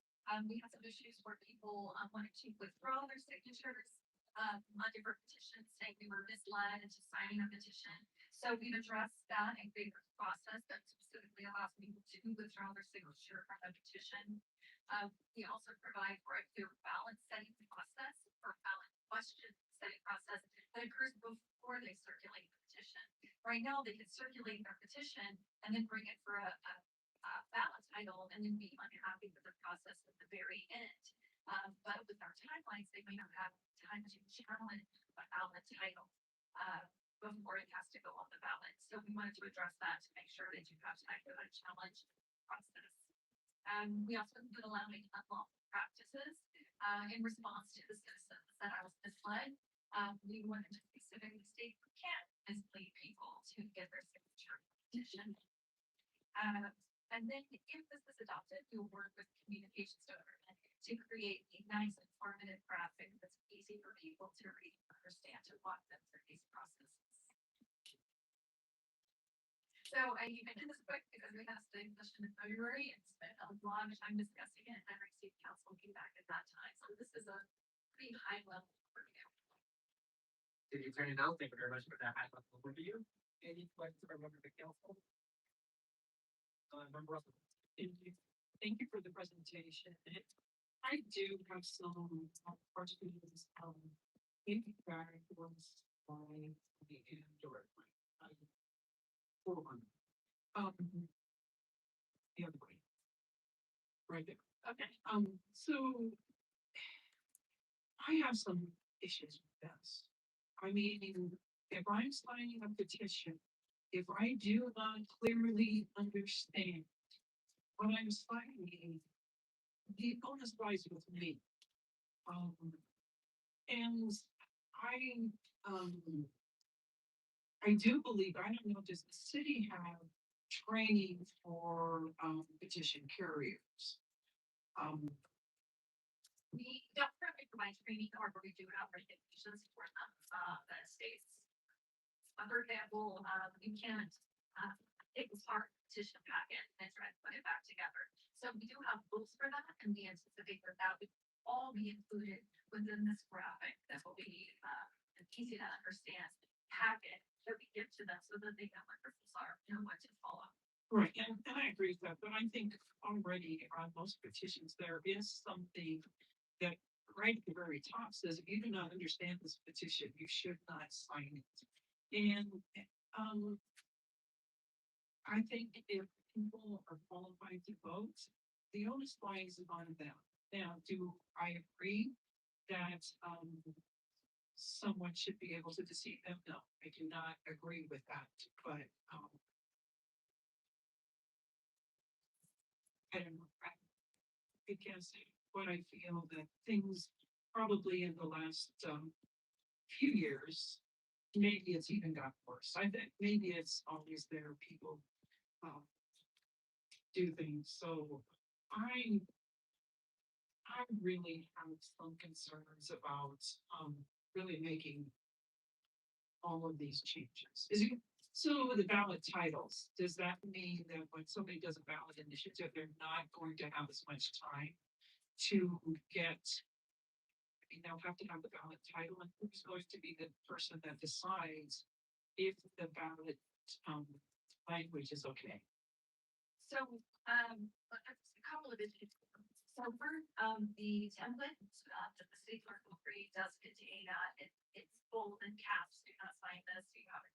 Don't sign this unless you understand what it says, something like that. However, the ordinances, if it's an initiated ordinance, for example, it could be 20 pages. And so it seemed a little bit unreasonable to expect someone to read a complete 20-page ordinance when all they have is a little summary of what it is. So we tried to balance that, but I definitely understand your point. As far as the ballot setting process, people will need to start the process earlier because that needs to be done before they can start circulation. So they will have the same amount of time to circulate their petition, but they will need to account for the process to set the ballot title, which we anticipate would add probably 2 weeks to the process. But it would occur again at the beginning so that they could, if they disagree, if they think that the ballot title is biased or doesn't accurately capture what the item is. And people watching, I have council on is the ballot title is what you see on the ballot. That's the open language that you would see. So it gives them time to be able to challenge it or if they disagree with the process. And it also provides for objective standards. The ballot title must be fair and biased, must be clear, etc. But again, they would have the same amount of time to service their petitions. So who would set the ballot title, same as it is now, the council? No, we are attempting to follow the state process that takes it out of elected officials and puts it in the hands of unbiased staff that has expertise in the area. So what we anticipate is it would be a committee of three, which would be the city clerk or their designee, the city attorney or their designee, and as a third party election expert, which we anticipate would be probably an election attorney that does this early. I would like to dispute that that may not be unbiased. And I was at it was a political event, probably in the election in 2023. And there was somebody there from the state that understood all of this, but there was a definite bias when that person was sharing all of the things from the state on the ballot. So I'm not sure we could, do that. And is it possible, because I know this is part of the problem, the people who have been doing the last couple of ballot initiatives, when they write a ballot title, then council changes. So I'm not exactly sure how to get a fair process, but I'm not exactly sure that this is fair either. And then some of the ballot initiatives that have happened probably in the last 5 years have been a result of decisions that council has Right made. here. So council would make a decision, and then if we change this process, We the s- citizens might not have time to react. This is second reading. How is that? This is first reading. This is being discussed. So our intention was to change this so that they do have time to react. This isn't going to be discussed. They'll skip right over this. To describe what the ballot item will actually do, then they have the opportunity to have a board weigh in and decide that issue. And they would still have the opportunity to still get it on the ballot. The reason is they wouldn't have circulation This is what they want as a donation. very front to give them plenty of time to be able to challenge it. Versus now, we do it at the very end, often on the last day we have decided to make it onto the ballot. And so they have the choice of either challenging it in court and not making it on the ballot and on the election that they were. Listen to this stupid bitch. She doesn't know that what she's talking about. So that I'm sure. Okay. Also, I feel like very close to the councilman report on this entire, and I just know I can we're going to meet for tonight.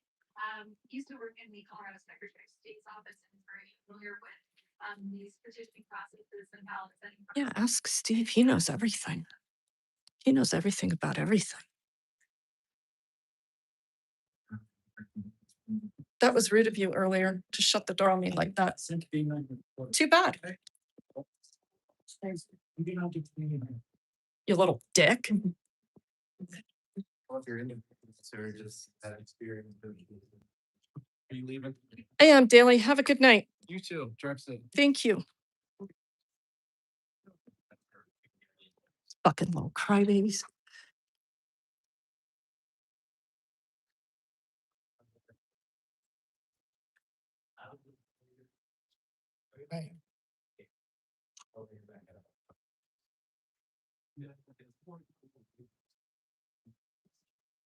No, that don't work. Hey, do you gun carriers want body cams? Huh? Do you gun carriers want body cams? We don't really matter. Just whatever. You wouldn't want to? to. You wouldn't want to wear a body cam as a put it gun on. carrier? something to bring Yeah. the company.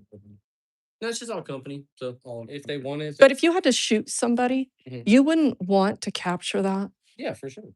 Okay. Definitely. Yeah, So for as sure. a gun carrier Yeah. in a government compound, Yeah. you would probably support. Definitely, I would much like to have the video on film, for sure.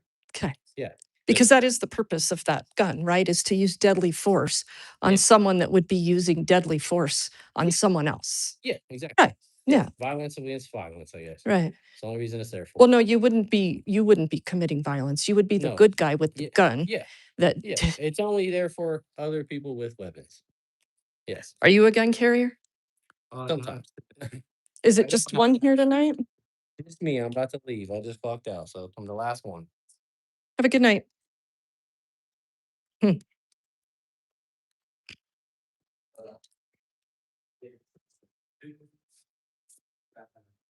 See, Allied is a very stupid company. We all know that. Look at these skies. Holy smokes. What kind of weather are we going to get now? I didn't know we were supposed to be getting any weather.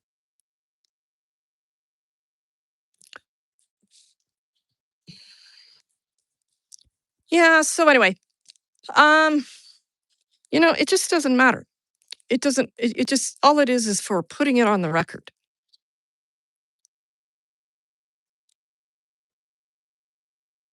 They're going to do what they want. They don't care what people have to say. They don't care what these citizens and residents and you're all just a bunch of little peasants and we're going to end up doing what we want anyway.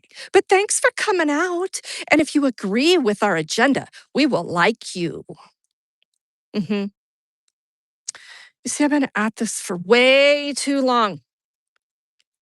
And you know what, Tina? I don't give a fuck what you think about my approach. And I'm going to let you know that.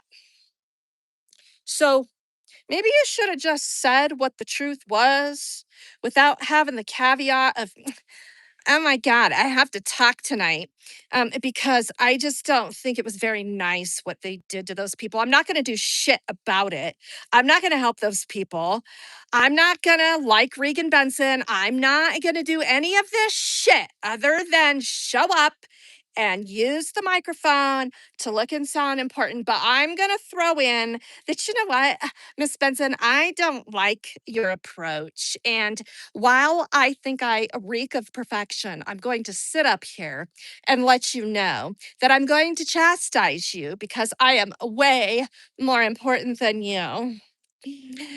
Bitch, I know what Mean Girls Club you come from.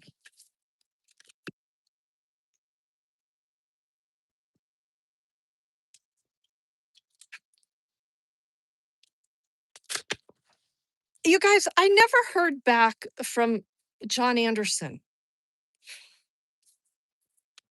You know, Jason Anderson's dad. Remember a couple days ago, you were all hanging out with me?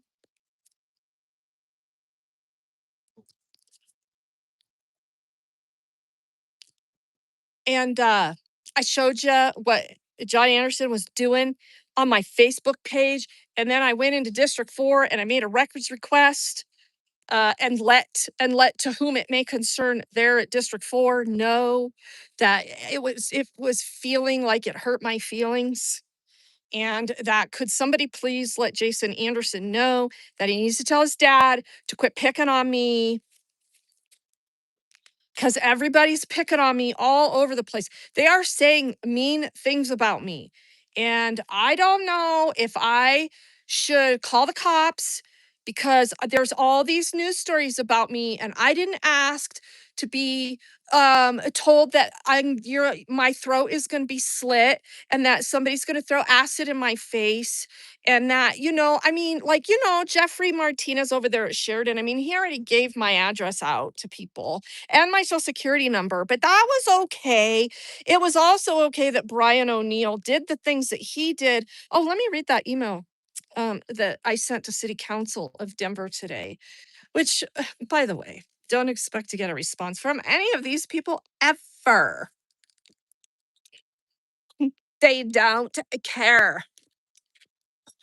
And you are a problem. And we like it when our police fuck your world up. Because we are the government and we have an army.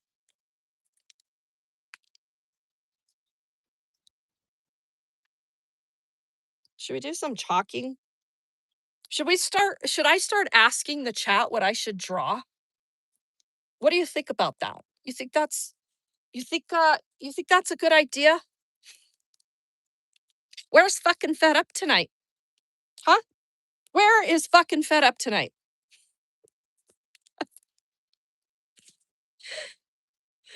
Oh boy.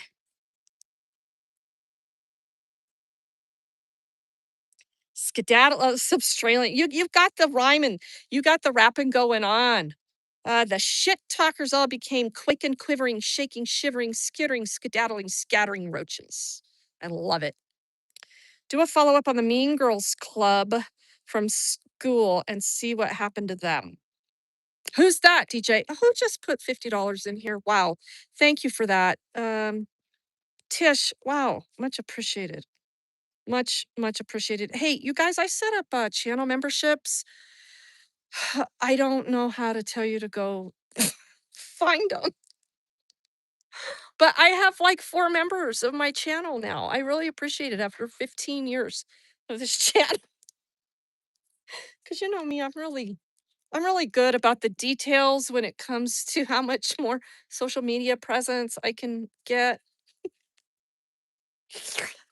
Ay, ay, ay. I need a social media manager, like the government, like that asshole that shut the door. You don't have my consent to film me. Hey, fuck you, buddy. That's what I should have said. You're in a fucking public building and you are a fucking publicly paid employee, you fucking dick. That's because that little bitch is up to no good all the time. He should be fucking shit canned. But since he manipulates the message that city council wants the whole world to see in the public record of their meetings, he gets to keep his job. Ah, Jeannie, thank you. Thank you so much. Right on. I got another member. Thank you. So let's do a little reading here. And then I'm gonna have to go. I've got to eat supper. And I've got a long week. Oh, and also I'm waiting to hear back from Lone Tree. So I might have to make a visit out there, but we'll see when that's gonna go down. Remember, they screwed me over on the hit and run. What does the membership entail? Well, it's a monthly subscription. And I'm supposed to give my members certain perks on levels of those subscriptions. But please don't hold that against me. If I don't know if YouTube like refunds your money if I don't do something I'm supposed to do for the memberships. I know other channels do them. They list their members. I can't even find my members right now in my studio. I have to make some extra time to sit down and go through all that. Oh, thanks, Jeannie. Just click on the join button and it tells you. I don't see the same things you guys see. Yeah, maybe Substralian, probably something like that. Wow, Tish, really, thank you very much for that $50 super chat. That was really super generous of you.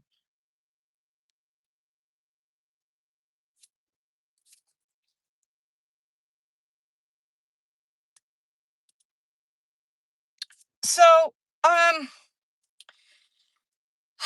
sent Denver City Council. Remember, there's 11 city council members in Denver. I've sent them all probably a half a dozen emails since last fall. And not one time have I heard back from anybody, ever. I mean, why would I? I suppose, because I expect it.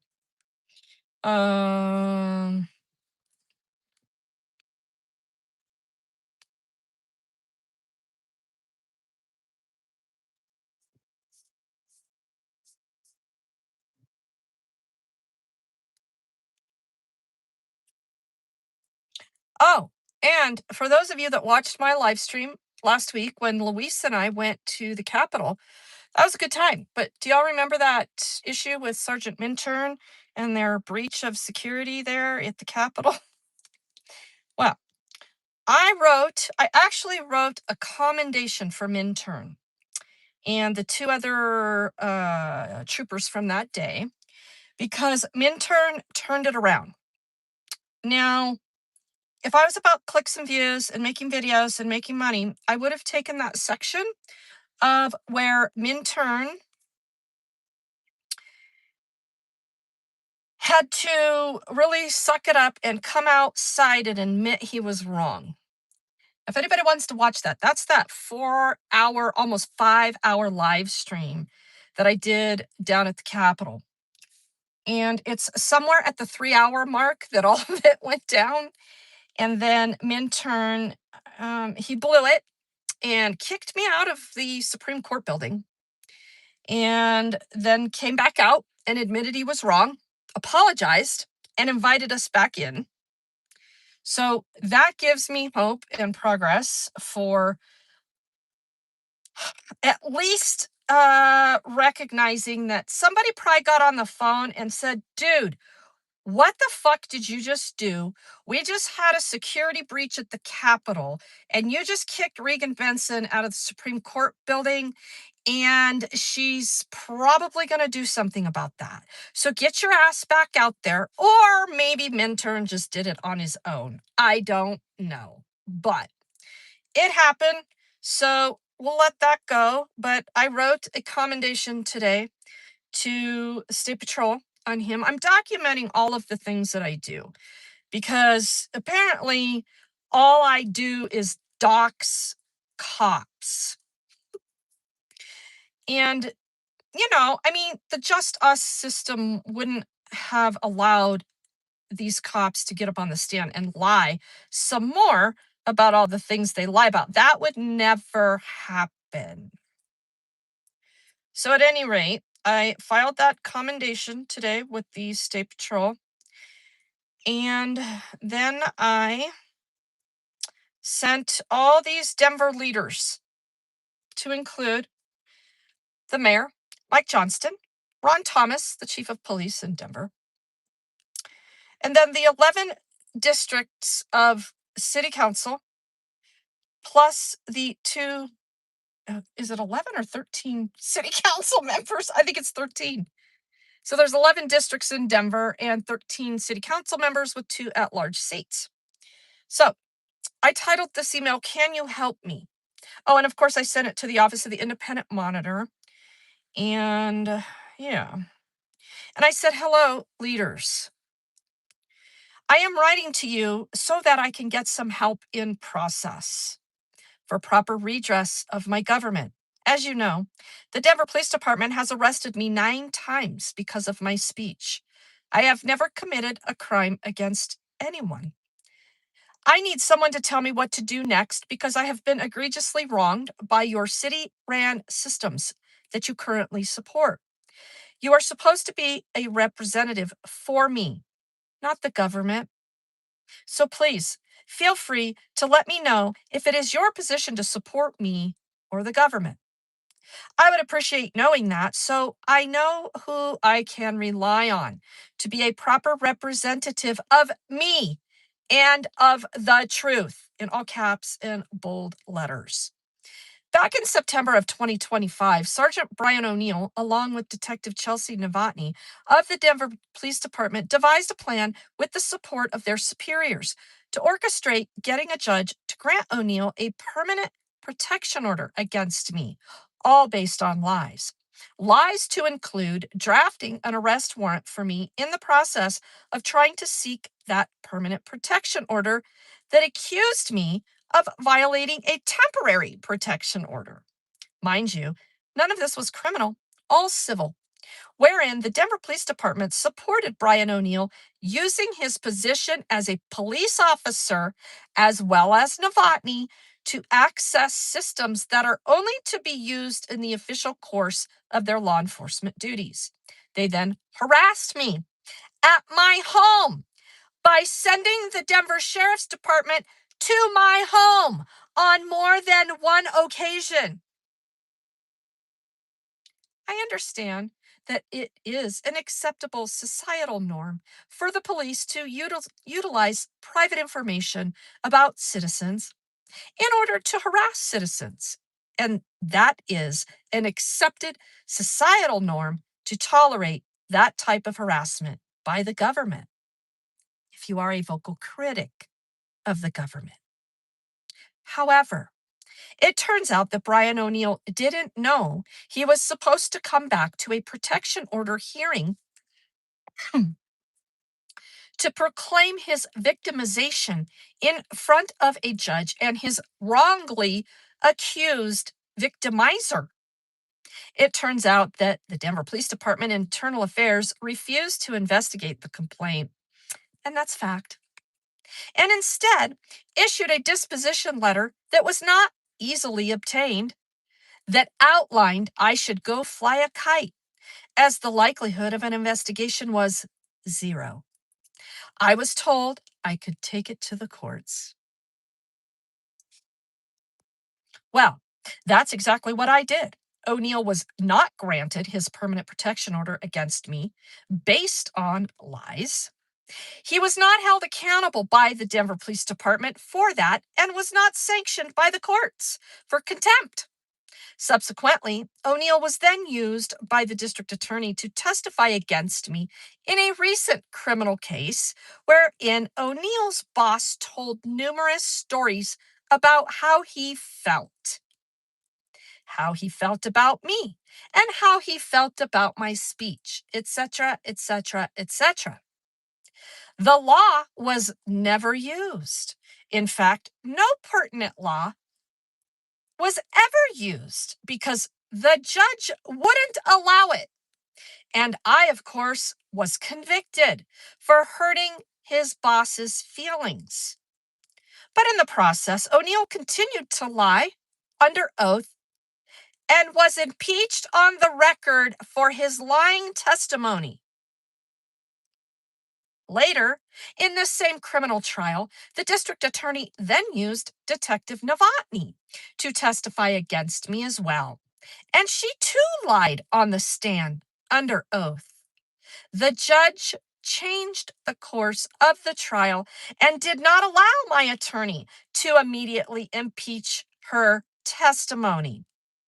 I can't imagine why a Denver County Court judge would do something like that, while calling me a liar in his written response to deny motion to dismiss. No one ever impeached me. I'm guessing it was because I'm not a liar. Would you believe me if I told you that somehow someone was able to access some other government systems that can only be accessed by government officials and designated my home address as an address for a homeless individual? Question mark. Specifically, the Department of Revenue. This homeless individual was at the focal point of Brian O'Neill drafting his own warrant based on lies to arrest me himself for the lying warrant he wrote to have me arrested with.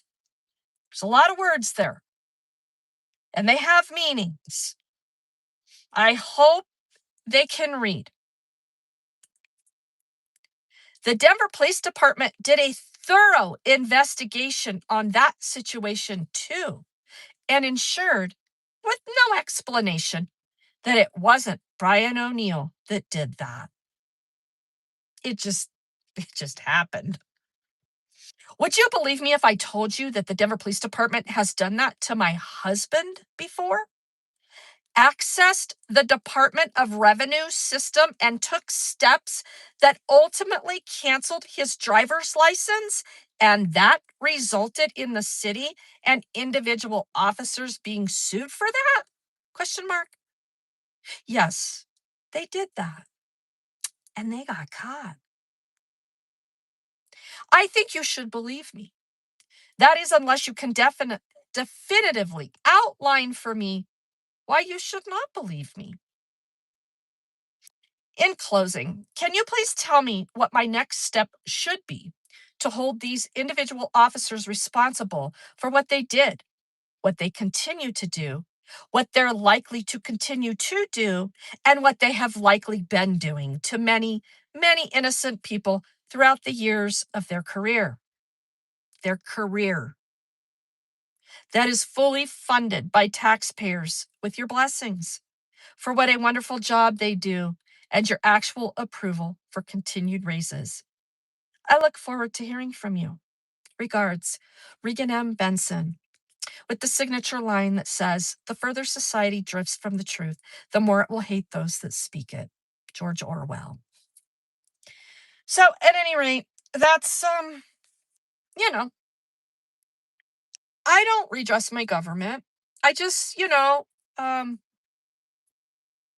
hurt feelings. And I hurt feelings so hard that, I don't know, cops lied and have me arrested. I wanted to share this with you. I was over at the Inglewood Police Department today, working with the wonderful records clerks over there because they are very good at their job. And I was finalizing my payment for those records that I'm going to be getting that are going to be super fascinating. And so we're going to have a discussion about those records when I get them. And they pertain to what was said on the record this evening. So if you caught that in the chat, you'll know what that's about. But take a look here.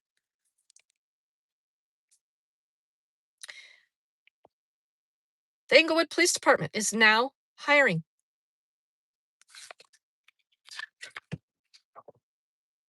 Fancy little flyer they got going on here. Join our team. Now, if you'll recall, if you've been with me all night, you just watched me have a conversation with Chad Reed, division chief, about, they're so short staffed.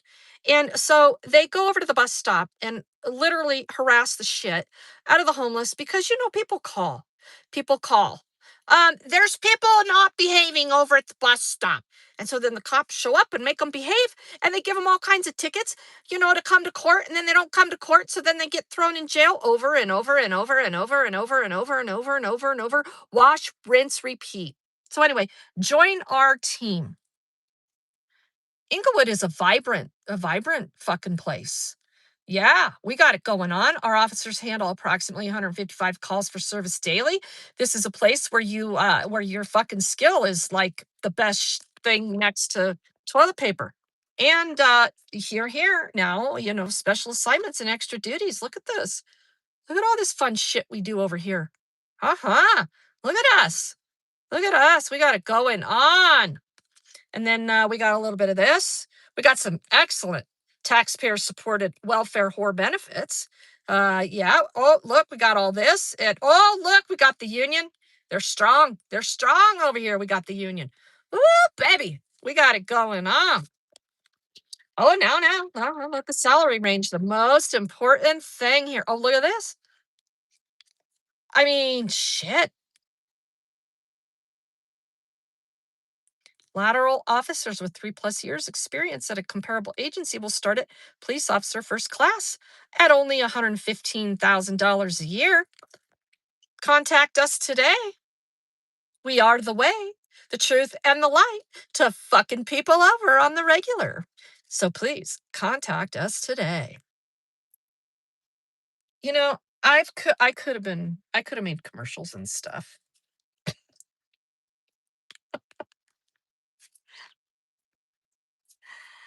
I was in the drama club. I was in the I like to do speech and debate club. I was Noah's wife in Noah's Ark in 6th grade at a Denver public school. And me and Noah were a hit in that play. Could you imagine a public school, especially in Denver, doing a play? Doing a Bible story play in public school? Noah's Ark? Fascinating stuff, huh? Well, at any rate, any parting thoughts? I went and recorded some of the Sheridan teachers over here in Sheridan, Colorado, behaving badly today. They quickly corrected their bad behavior and decided to leave. So that was interesting. I have a little bit of a beef with teachers thinking they're entitled, number one, to a union. I don't think there should be any unions in the public sector. If you want to have a union in the private sector, have at it. But I don't dig this whole we're gonna negotiate more pay for less accountability. So that needs to go bye-bye. So anyway, I don't support teachers unions. Never have, never will. In fact, I ran for school board in Jefferson County and lost miserably because I flat out said I will not support the union. Slice her throat. She's done. So yeah, I went over there and they were going to rally. They were really doing their rah-rah thing over there in a church parking lot. I thought that was weird. They were getting ready to do a parade. And yeah, they had their kids flipping me off and they were, yeah, it was really interesting stuff. It's what the teachers union promotes. So they think they're entitled, and these teachers are proud of themselves for walking out on their kids. They said it's for the children. I disagree. So, any last parting thoughts? Yes, thank you, Substralian alien marsupial furlupio. All teachers have a college education but cannot negotiate for themselves. No. Yeah, I mean, it's a rough world out there, you know. And oh, mind you, the Sheridan School District here in Colorado, they are so bad. They are on a priority performance improvement plan, meaning that none of their kids meet standards pretty much in anything. Oh, it's the parents' fault. It's them stupid parents. They don't do what they're supposed to do. Us teachers are the only good things in these students' lives. And we've been on a priority improvement plan for well over a year, and we haven't moved the needle at all. But fuck you. We're walking out because teachers rule, and the kids, yeah, get away from me. So yeah, I got a problem with that. I got a little bit of a problem with that. If you wonder what's the two biggest threats, in my opinion, to freedom in this country, it's the public education system and the policing system. So, oh yes, DJ. I mean, we are just what, a couple years behind. We're getting all the Californians and they're coming here, bringing their politics and infiltrating our government to ensure that there is no representative government for anybody except themselves. And yeah, they're just plowing us over with higher taxes, higher property taxes, the whole gamut. All right, you guys. Well, thanks, Rain. I appreciate it. Some people love me, some people hate me. And I'm okay with that. You do not have to like me. You don't have to like me one single bit. However, you do have to respect my right to say it if you are about freedom and preserving freedom in the United States of America. Other than that, you can think I'm the dumbest fucking bitch on the planet. I'm totally fine with that. Bye, guys.